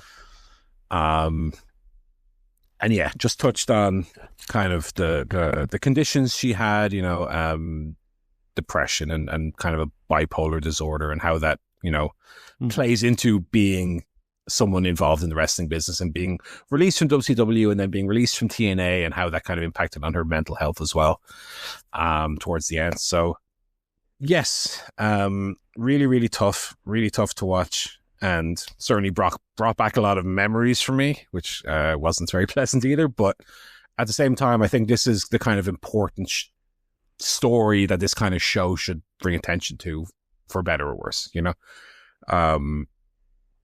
just a person who didn't really get a fair shake, it seems like, more or less, and really someone who was kind of again, I've used this term a lot lately, but a pioneer for a character archetype that seemingly everyone uses a bit of in 2025. Like, again, way ahead of her time.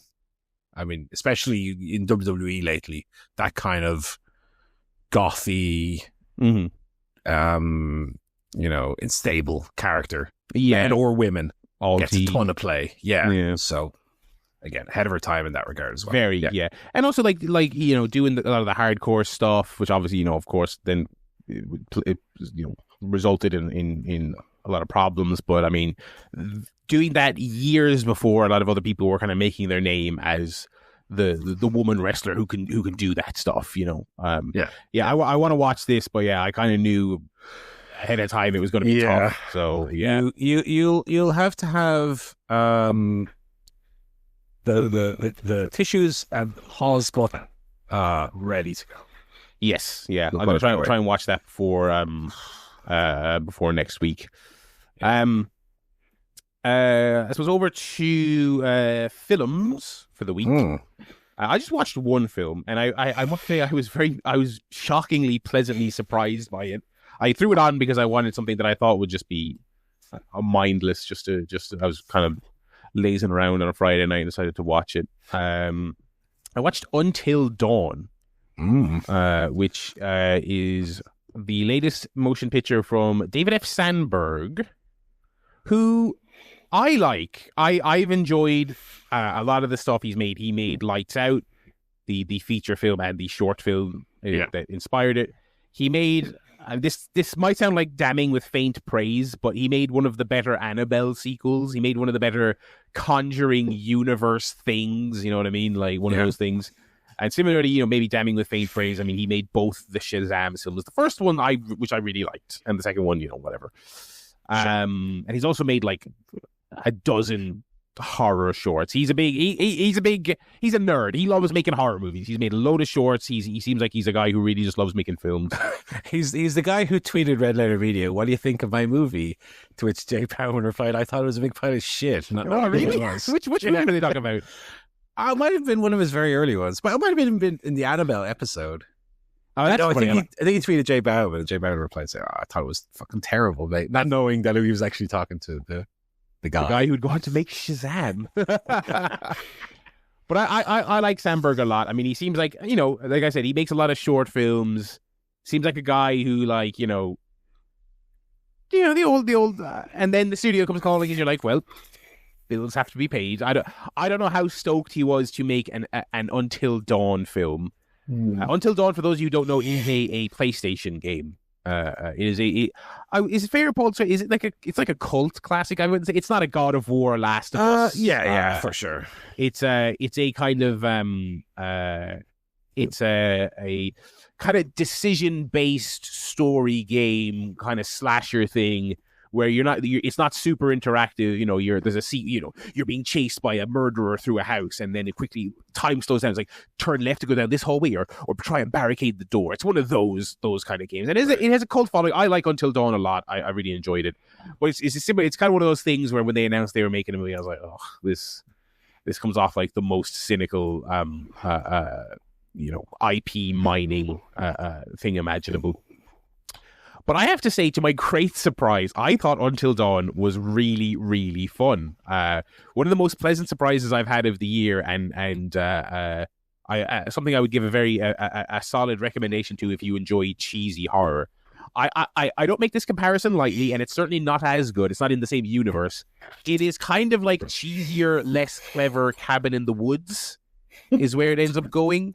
Right. It's basically the core premise is this group of friends are retracing the steps of one of their siblings who's gone missing, and it leads them to an extremely cliched kind of little a show house / kind of a small museum in the middle of nowhere. They stop at a gas station along the way. There's a freak working at it who says, "Oh, lots of people go there." This is my very bad Peter Stormare impression, by the way. I'm not being European enough for it. And that's kind of the core premise, and it's one of those ones where I wouldn't really say much else about that because I watched the trailers for this. I thought it looked absolutely shit beyond any belief, and it didn't review very well, and so I didn't really know much about it. So I went in sort of cold, and I was very pleasantly surprised with where it went. It's very fun. Again, it's got some fun ideas in there. It's very creative. You can tell there's a guy behind it who likes making horror movies and wants to have fun with horror movies. There's really good practical effects. It has nothing to do with the source material at all, so don't worry about it if you know nothing about Until Dawn. It is the most loose adaptation possible, pretty much in name only. So yeah, I'm very surprised, but very pleasant thumbs up for that. It's also just like barely over like 100 minutes, so it's a pretty tight film. So yeah, that was Until Dawn, and that was the only film I watched this week. What about you boys? One for the Halloween list. Yeah, absolutely. And if you're looking for a kind of a wackier inclusion on your Halloween list that's maybe not as intense or miserable, Until Dawn for sure. Very good. Just one for me as well. New release in the cinema. In between all the screens showing Lilo and Stitch and Mission Impossible, the cinema was so busy. There was one little showing of the Phoenician Scheme, which is the new Wes Anderson joint. Now, I think between the three of us, we were kind of all over the place on Asteroid City. I didn't really like Asteroid City very much at all. I thought it was, Anderson has a reputation for style over substance, style over substance, which I don't necessarily always agree with. But Asteroid City was a little light on substance for me. Phoenician Scheme definitely has, Anderson reintroduces this thing called a plot into his movies. And so there's definitely a feeling of forward momentum and forward propulsion. It's a very fast-paced movie. I know in Anderson's movies, one of his kind of hallmarks is that the characters talk at 100 miles an hour to each other. Very much on display here. Benicio del Toro, very good in the lead. He's obviously been in a lot of Wes Anderson's other pictures. He was in French Dispatch most recently, which was one of my favorite bits in the movie. Mia Threepleton, who I've not really seen in anything else, was also really great in it. She's kind of a funny kind of second. She plays a nun who's very funny. Again, it being a Wes Anderson movie, you also have Michael Cera, Riz Ahmed, Tom Hanks, Bryan Cranston, Matthew Amalric, Richard Ayoade, Jeffrey Wright, Scarlett Johansson, Benedict Cumberbatch, Rupert Friend, Bill Murray, Willem Dafoe, Charlotte Gainsbourg, F. Murray Abraham. All the lads. And on we go. The Royal Rumble. So it's in simple terms, it tells a story of Del Toro's character, who's kind of a bit of a con man, a bit of an internationally known kind of huckster who wants to put together this plan for some building developments in this area that's experiencing somewhat of a poverty and famine-stricken time of their history. And so he's going from place to place trying to raise funds for this scheme that he's trying to put together. While the whole time people are trying to assassinate him, people are trying to arrest him. Him being not a citizen of any one country means that he's kind of got no allies, but also he can kind of slip between the cracks. And so, like I said, it moves. It's kind of a bit of a country trekking road story, where similar to something like Darjeeling Limited, where he's kind of going from place to place, meeting with these people, trying to get them on board with his crazy harebrained scheme.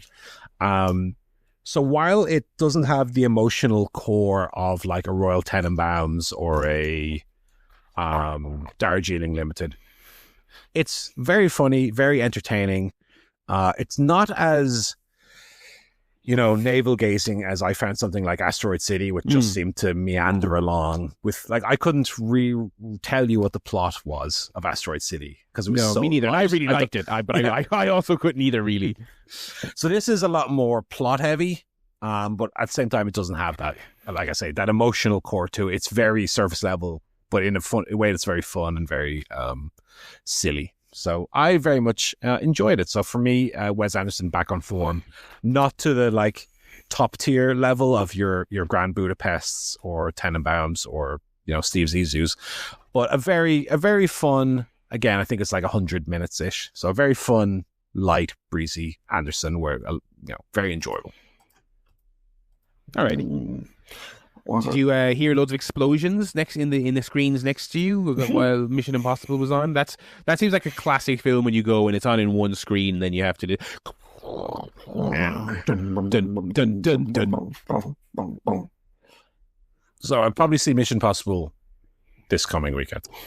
Yeah, I want to see it in the cinema, but fucking other people will be there. How about you, John? What have you seen? Well, speaking of that, I'll get to that in a second. Oh no! I've got 2 films. So just before we came on, watched Paddington in Peru. Okay. The third in the excellent Paddington series. I think a lot of people said I wasn't anywhere near really as good as the first 2, and it wasn't really. But I think the biggest problem was it just wasn't that funny. Like, I didn't actually mind like the actual story, visuals. Antonio Banderas is in it, kind of camping it up. That's fine. Olivia Colman does a turn as a nun. That's fine. Generally, it's all right. They replaced the mum. That's a bit annoying, but what's her name's quite good. Emily Mortimer. Yeah, it just wasn't really any funny, like memorable, like set pieces or gags or anything. I want to see Paddington on the tube carrying a dog, or like in a barber shop, accidentally having to cut someone's head. That. Yeah, it was so like funny, the kind of classic, like almost the Wallace and Gromit, Mr. B. This kind of British silent comedy almost of like slapstick and someone getting in a silly situation and being too embarrassed to say, I'm not the barber, I'm a bear. Shouldn't really be cutting your hair. There was nothing like that in it. It was kind of just a lot of lame gags that didn't really work. But I did like the ending. Kind of got me. I did shed a little tear at the ending. I'll be honest. So that saved it. I was going to give it 3 stars, and I went 3.5 just for the ending. Right. There's a little cameo at the end there, which is quite nice as well. So, as you say, it's like it was directed. The first 2 movies were directed by the Mighty Boosh guy, right? Paul King, I think is his name. Yeah. And then he left to do Wonka. Yeah, right. But that's why the humor isn't like quite surreal. Quite there. And who directed this one? Some guy, some bloke, some fucking jabroni, some jerk off. What was this prick's name? Dougal Wilson. Never heard of it. It looks like an absolute job. He directs the John Lewis Christmas adverts. Oh, this was his first feature film. His first. You're gonna give Paddington to some guy who's never directed a fucking movie before? Come on. What we're doing here. I always love when you Google like the guy who's been like the 17th person to get given a go at doing like Blade or some other Marvel thing that's been in development. And then you click on the filmography and it's like music videos and ads. Like, come on. So that was all right. And then I went to the cinema during the week. I went for a midweek kind of late night. It was 8:45 showing. Oh, wow. Show didn't want to go because it's not really that sort of film. So I was like, okay, I'll just go Wednesday, whatever. So I saw Final Destination Bloodlines. Oh, exciting. And as you probably might remember from Halloween, I'm a big Final Destination head. I watched all of the first 5 films in a row in October, back to back. Reviewed them all. So I was looking forward to this one, and I watched this, and I thought this was the best one since the original. Oh, wow! Okay, and I really like the original. I was thinking actually, I think the first Final Destination was probably one of like the first 3 or 4 films I bought on DVD. Like I remember buying it. Yeah, that it came out around that time the DVDs were put out. It was like one of the first films I had. My first week at university, I didn't have a TV aerial on my TV, so I could only watch DVDs. So I just had Final Destination on like that week. So that's like I have a long history with this franchise. Yeah. I thought so. The Final Destination has kind of become known as like the mousetrap Rube Goldberg kind of. Oh, the pickle jar rolls off the kitchen counter, lands in the dog food lands in the toaster goes down, that catches fire, the sprinklers come on and someone drowns like in the bath because the sprinklers have come on. So it's that kind of thing. Which wasn't really what the first one was about. There was a little bit of that, but the kills in the first one are actually a lot more kind of, I don't say realistic, but they're not as silly. Yeah. They're a lot more, kind of straightforward. And the first one was really all about survivor's guilt. It's these kind of teenagers and the teacher who had survived this disaster, then the guilt they carried that they had survived when their friends hadn't. And then all of the kills and stuff was the kind of, that's the hook, that's the horror concept, but it was about something. And then all the films after that were just big accident, someone has a premonition, the accident doesn't happen, or they get out of it, people die, people don't die, and they get killed off because the toaster hits them in the nuts. They're 90 minutes of, I'm going to the axe factory later today. Ooh, grease me up there, would you? Just gonna pop to the ice cream and broken glass factory and stuff for 99. So that was the next few films. Some of them were better than others, but it was pretty much just the same formula and the silly kills and everything. What I loved about this one is that it recreated that kind of proper thematic kind of storytelling of the original, but also managed to kind of incorporate what people thought the franchise had become, which is all the kind of concepts and the elaborate kind of kills and deaths and all that kind of thing, and a little bit of the lore. So I was really impressed how I managed to kind of do both at the same time and kind of nail it. So really the film, it's called Bloodlines. It's about, you might see from the trailer, it's about someone who kind of has a premonition, but then it's about their descendants, their kids, grandkids who should have died or should never have existed but didn't. And it really, the film is about, I think, kind of about generational trauma and how it gets passed from, parent to child, and how that trauma kind of ends up destroying you because you can't let it go.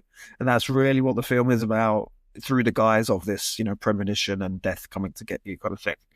And so that was really, really good. And I thought the kills were kind of funny, actually funny rather than just silly. So they were really good. I thought the characters generally across the board, acting and characters were really good. Lots of character development. It plays with your kind of knowledge of the series in terms of some of the kills and the things it does and doesn't do. Little references to the previous films, but it doesn't ever go kind of fully here's this character what I'm playing. It's not it doesn't get that. It just does little nods, which was nice.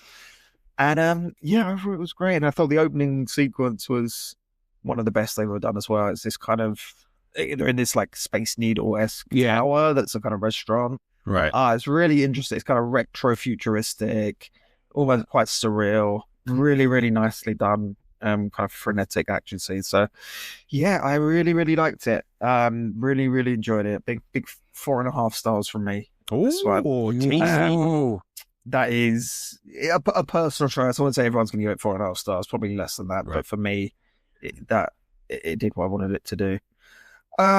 What didn't do what I wanted it to do was all of my friends in the cinema. There were about 10 other people in there. 4 people in front of me that they just talked through the entire film. And I don't mean whispering. They were just chatting. Oh, no. They were just chatting away for 2 hours. They didn't shut up. One of them was on her phone. Oh, okay, fine. They just kept talking. And I'm like, I don't even know what you talk about for 2 hours. I would run out of things to say. I don't even review Dynamite. Were they reviewing Collision? Did they have any take on Are they doing a director's commentary of the film or something? I don't know. They just did not shut up. It was so annoying. And then there was a couple of girls on the same row as me that were just munching away. They got the nachos and the popcorn and everything, and munch. It's 9 o'clock on a Wednesday. I don't know why you're having, what I mean? It's not like it's dinner time and you're hungry. It's 9 o'clock on a Wednesday while you're eating nachos. No need for it. And then I don't know a few other annoying people. And God, it just drove me up the wall. I wanted to kill them. It's yeah. Other than that, I loved the actual film. It's one because it's one of those films that it's going to bring people in to watch. That's a shame. Yeah, I want to see it. I think I might catch up on the. I think I've only seen the first. I think 2, so I might do a little marathon before when that comes out in VOD. They're very short as well. They don't long films, to the point. Yeah.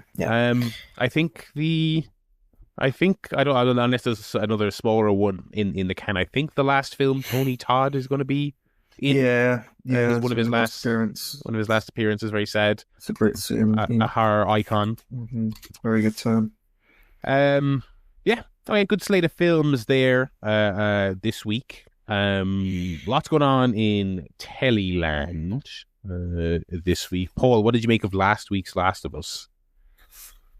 Oh God, I'm trying to remember. Oh, it was the flashback. The Joel episode, basically. Yeah. I mean, look, I'm kind of predisposed to have enjoyed it because the slight spoiler here, the space bit is my favorite bit in either game.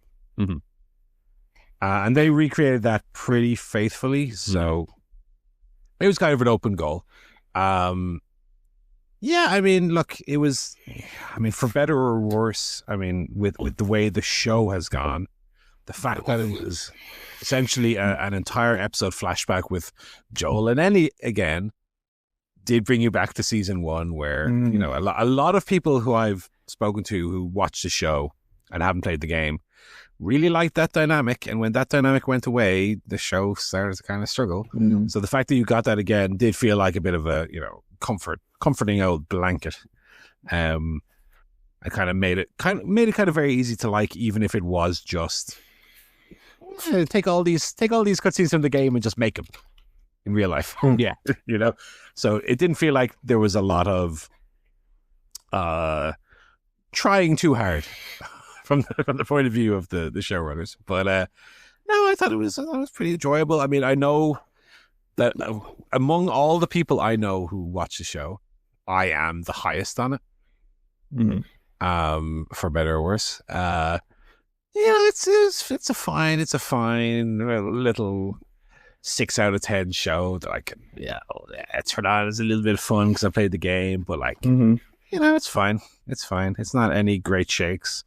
Again, this episode filled in a lot of the blanks in a way that, and also, Barry, as you and I know, shuffle the deck a little bit in terms of when certain revelations happen. Yeah. Which I think short term worked. I would wonder how things are going to shake out later. But I guess that kind of leads into how they are dividing the show up in a way that's a lot less kind of frenetic and a lot more, hey, we'll stick on this side for a while, and then maybe later we'll go over to the other side for a while instead of kind of flashing back and forth. It was okay. What did you make of it yourself? I thought this week's was probably my favorite of the season so far. For sure. The sequences from the game that they're adapting, they are like yourself. They are some of my favorite. I thought they did them so well. And look, it just hammers home that I think the Pascal Ramsey dynamic was doing a lot of work for the show, and but also, I don't want to be the big everything I like was booked by Triple H, and everything I don't like was booked by Vince McMahon. But this one was directed by Druckmann, and it was co-written by Haley Gross, who Druckmann created the franchise. Gross co-wrote the second game. And she, and she only has like 2 writing credits. It's like this week and next week, or sorry, last week and the upcoming finale. And it's just, I don't know. It's just, I read some of these interviews with Mason, and I'm just like, it's like they got like a fan who I realize this is the guy who made one of the most acclaimed shows of the last 10 years, but I don't know, man. I just read some of this stuff about it, and I'm just like, I feel like he just doesn't get it, and I've found that to be reflected on the show quite a lot, and I found it to be quite dry. And then the show with other people more hands on with the scripts have been the season highlights. But alas, look, I thought it was really good, and I, like yourself, surprised by some of the shuffling they did, but I think it kind of worked for what it was. I mean, there was one thing in this episode that they straight up took from like the very, very end of the game. Yes, the complete, like, genuinely one of the last things you see before credits. Which is possibly now looking like it's 2 seasons away now, which I don't know how they're going to drag that out. But anyway, God. I thought it was really, really great stuff, and I thought the Joe Pantoliano stuff I liked quite a bit. I thought he was very fun in his very limited role. I thought he was great. That stuff all completely new, of course. That's all brand new. Yeah. But good, like a really good contribution to the broader story. Enjoyed that, and we'll see how they stick the landing. I think you can Google around and just watch how they stick the landing now, because that finale was just up on HBO Max in some territories for like a day. So it's just out there, which is just great. I mean, that's a real cap on the season. I'm curious to see how it goes. I've been saying this the entire way through the season. I just can't wait to watch it, and I'm going to ask my fiance, and I talk to people in the office, because this is still a little bit of a water cooler show. You know, people watch this. I just can't wait for this finale to air, and then ask people what do they think about where it stops. And right, I ask them, do you give a shit about, like, hypothetically what season 3 is going to be about, and see what they say. I'm fascinated to see how that goes. But that's all I've really watched. I'm going very slowly through Andor. I only watched season 3. I only watched episode 3 there yesterday, so I'm way behind. But it's great. I thought episode 3 was great, so I'm loving that so far. Episode 3 was the one that ended the first batch. Yeah, but ended with was that the one with the big rave? Yes. Which was super cool. And the music was great. Very well done. Yeah. Well, enjoy that. Like I say, it just keeps getting better. Unless you like lightsabers. Oh, there's no lightsaber in it. Do I sound a bit bitter? What? Yeah, lots of other TV for me. We had the finale of The Studio. So that's over for this season. It has been renewed for season 2. Do give it a big thumbs up. I do feel like the finale could have just made episode 9 longer. Did you watch the Studio, Joe? Yeah. It's all right. I thought it was all right, but like, I don't see why they split it into 2 parts. Yeah, that's kind of what I'd actually forgotten what happened at the end of the previous one, and I was like, did it have an ending? I was like, Rochelle, I can't remember what happened. Did it have an ending? She was like, I'm fucking recapping it now. It was a 2-parter. It looked like one. I was like, oh yeah. I've spent a week thinking what happened in that episode. Not knowing it was a cliffhanger. Yeah. So they basically did a to be continued at the end of episode 9. But it wasn't like episode 10 had this big, twist or big. It just, the episode just matter of factly continued. Yeah. And it went like 21 minutes. It was super short. And then that was it. Like, yeah. I felt like it being split into 2, like part 2 was going to be a bigger, like maybe part 2 was going to be 45 minutes and be a big blow up and big. It was okay. No, I didn't think it was a super strong ending. But I think the show overall was great, and I very, very much enjoyed it.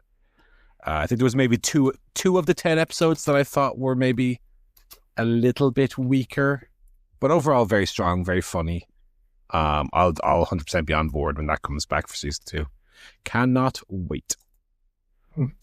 Also, having a really good week was Taskmaster. With some really fun tasks, Joe. Yeah, again, I don't remember. I don't remember. Oh, remember looking at the light bulb and trying to figure out what made it go on? No, I don't know. I was kind of reading something during that. Oh my God. What else? I need to rewatch that one, really. Maybe I'll get... Really fun. Really fun. What was the other one where they had to...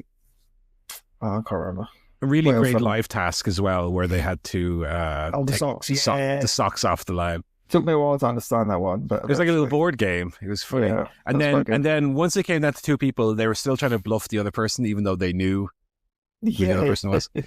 Making sense. Very, very fun. Yeah, I thought it was a very strong Taskmaster episode this week. Definitely give it a rewatch if you missed any of it, because the results of that light bulb task were also very, very funny. Taskmaster, great. Studio was really good. The Rehearsal, I liked The Rehearsal, but I thought this was the weakest one of the season. Oh, really? To date. Yeah. This was the one that felt like more like an episode of like the Ali G show or something, where It felt more like a classic hit character, out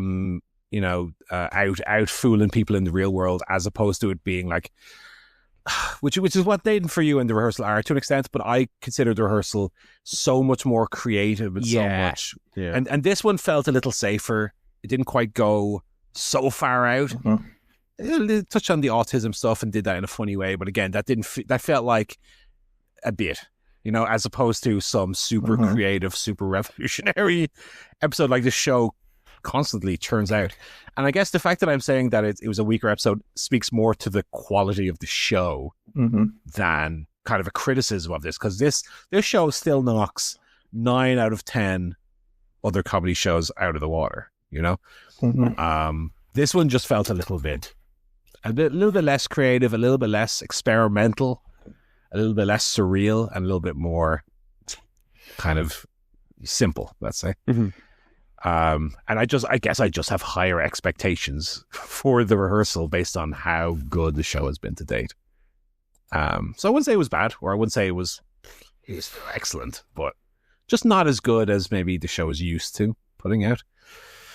For me, but still very funny, of course. I mean, same with the studio, and same with another show I'm going to talk about, Poker Face, in a second. Still very, very funny. It's still very, very good. Don't get me wrong, but I'm sure as we get the finales airing tonight, I'm sure that's going to be an absolute barn burner, which I'm very much looking forward to. And then Poker Face, also a very weak episode. So I'm only up to episode 4. It has aired up to episode 5, so I'm one behind. Episode 4 was an episode about a mystery at a police convention where Camille Nanjiani's character got eaten by a crocodile. He plays like a TikTok sensation police officer who like always brings a crocodile around with him. Oh, he's so crazy. Kind of a mix of like Dog the Bounty Hunter with like Tiger King style vibes. But the episode itself, while being very funny, it was like written by someone who it felt like it was written by a fan who didn't actually understand what the show was about. And so while it was very funny, the whole mystery and the whole concept of the mystery made no sense at all. Why would Natasha Lyonne's character get involved with this? Why would she go along with the plan to free the crocodile? Why would she care? So while this season has had some, again, absolute barnstormers, this episode was very funny but not very satisfying on a mystery level, which the episodes usually are. Felt very convoluted and very, being held together by tape and glue. Whereas like episode 1 and 2 were super, super strong and super, super narratively satisfying. This one less so. And then, having visited the library, I did actually start watching, as I dropped my Xbox controller. I did start watching The Americans, which is a show I knew nothing about. So it's nice to go in blind to a new series. I had been told that it was very good. That's the extent of my knowledge about the show. So have either of you guys ever watched or heard of this service? I heard the name. I don't know much about it. Yeah, so The Americans, pilot, very strong pilot. Didn't blow my balls off, but I thought it was very solid, which is fine, because I recall a pilot that I wasn't super into, that a show that took a few episodes to get me on board, and that show is called Succession. So I don't put too much stock into whether a pilot immediately grabs me or not. Like I say, I'm going to pull it up here. The Americans, starring Kerry Russell and Matthew Rhys, who's the Welsh actor in it, is a show about 2 Russian spies who live in America and portray themselves as American citizens. And it's about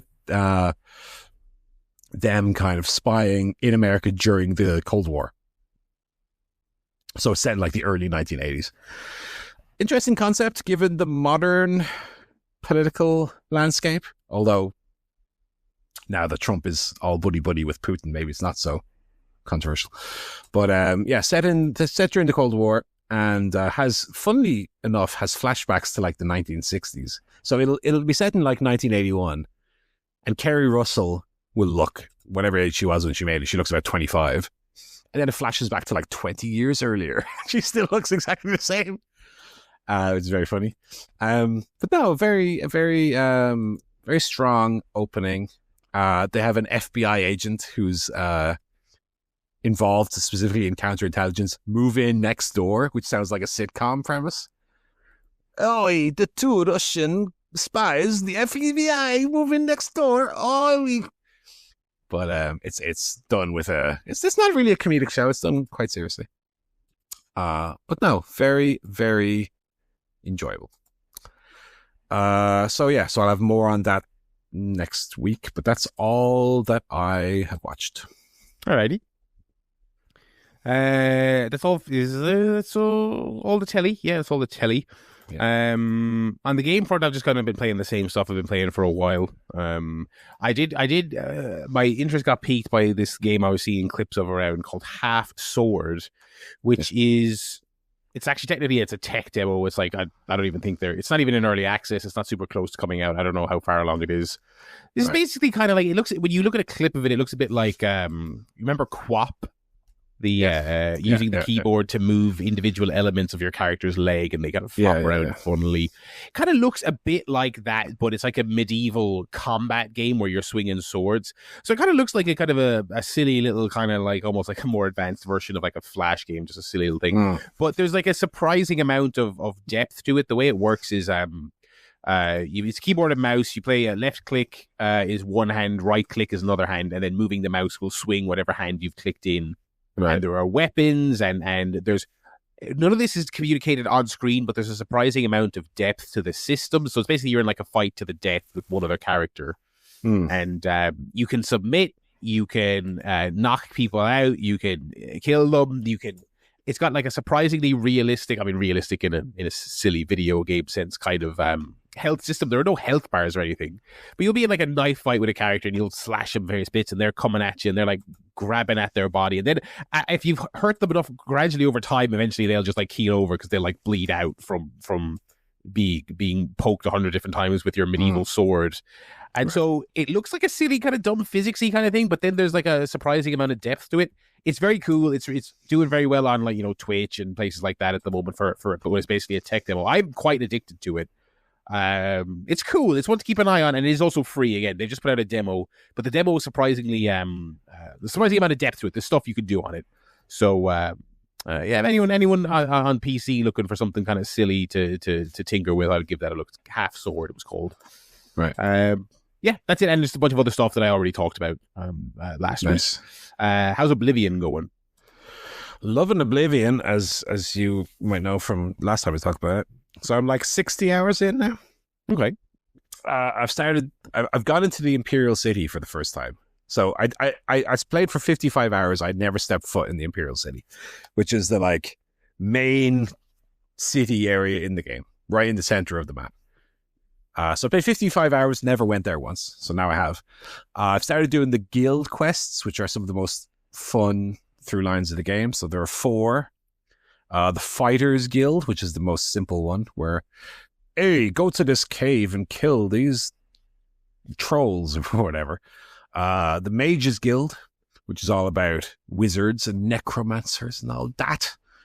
And then the most fun, too, the Thieves Guild, all about stealing and being a little steel boy. And then the Dark Brotherhood, which is the Assassins Guild.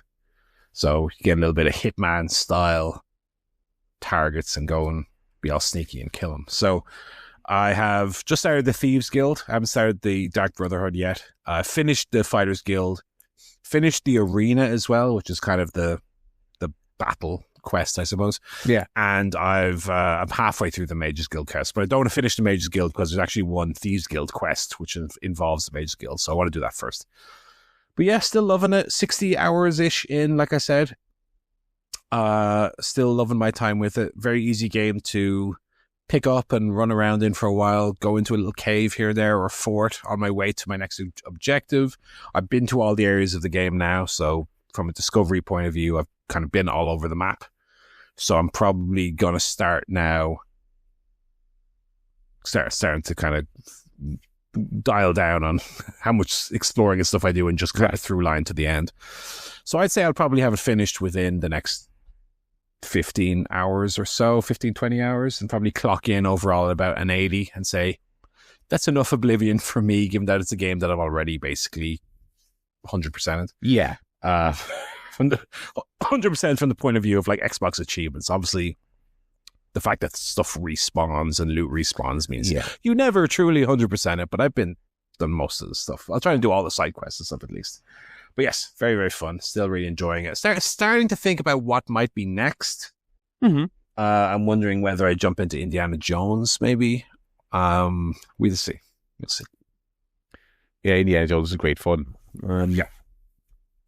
That's what I do for the games this week. Any gigs? Any outdoor adventures? Been out and about. Was out the house? It was out Friday. I went to see Wet Leg in concert. Ooh, I'm very jealous. Yeah. Very jealous. I love Wet Leg.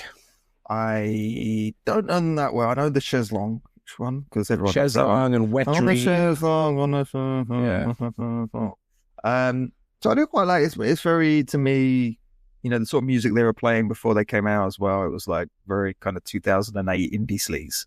That's what I described it as. So I was like, wow, this is just a revival of 2008 indie sleaze. And she was like, 100%. So I quite liked it. Yeah. The other songs, pretty good. Not quite as catchy, but I thought they were good band. So that was all right. We did have we had seats, people standing up in front of us, so that's all right. That's fine. Mm-hmm. They weren't even dancing. They were just kind of going swaying side to side. Like, at least have a dance if you're going to sway in your chair.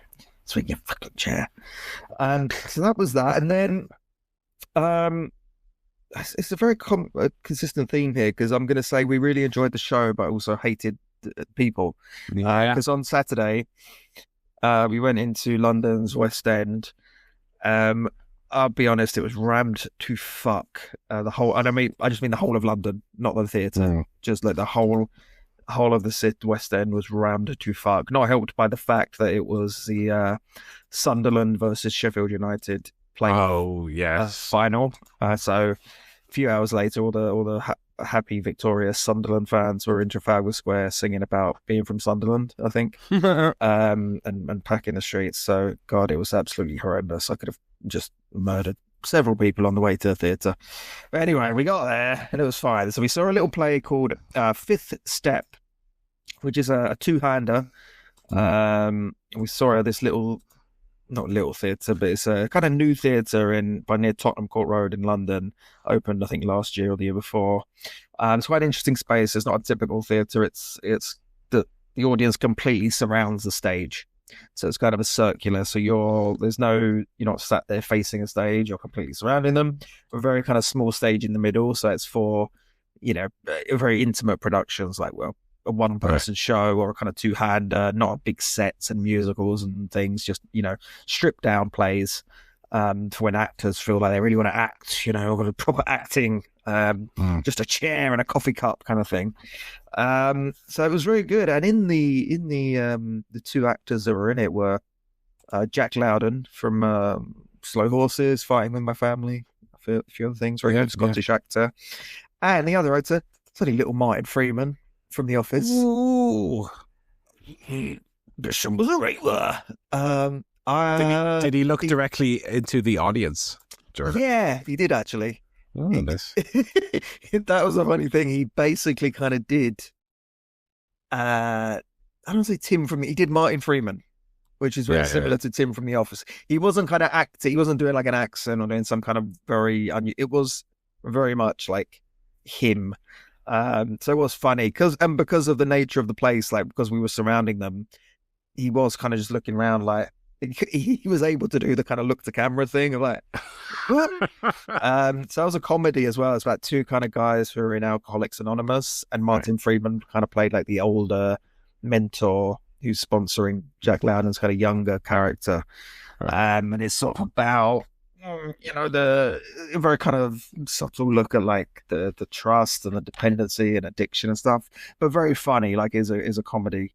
And yeah, quite a sort of real comedy, very funny, and yeah, it was a great experience. I really, really, really enjoyed it.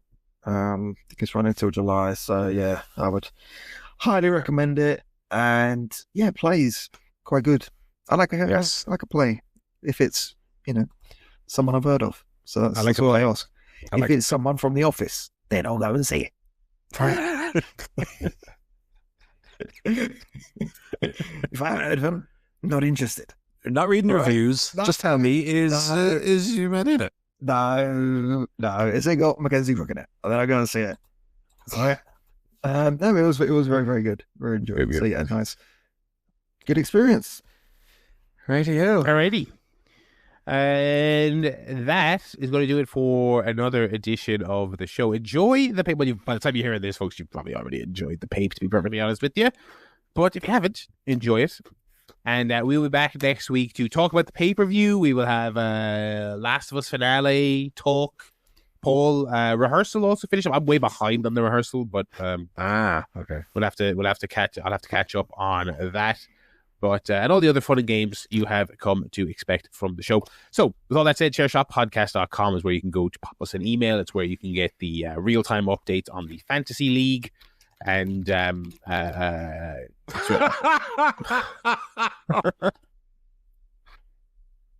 was hoping that would make it in. That would make it in. There he is. Oh, my God. I don't get the Prime thing. Wait a minute. Hang on now. That's just it's like a graph. It's just an ad. Oh, sorry. Yeah, no, that. Like, yeah, perfect. Excellent. Oh, anyway. ChairShotPodcast.com. Pop us an email if you have any feedback or anything at all. Let us know if you're watching on YouTube. Let us know if you are like me and you've seen the live on YouTube preview. I saw it about a decade ago. All right, folks. Thanks very much for listening. It's goodbye from me, Barry. It's goodbye from Paul. Goodbye. It's goodbye from Joe. Goodbye.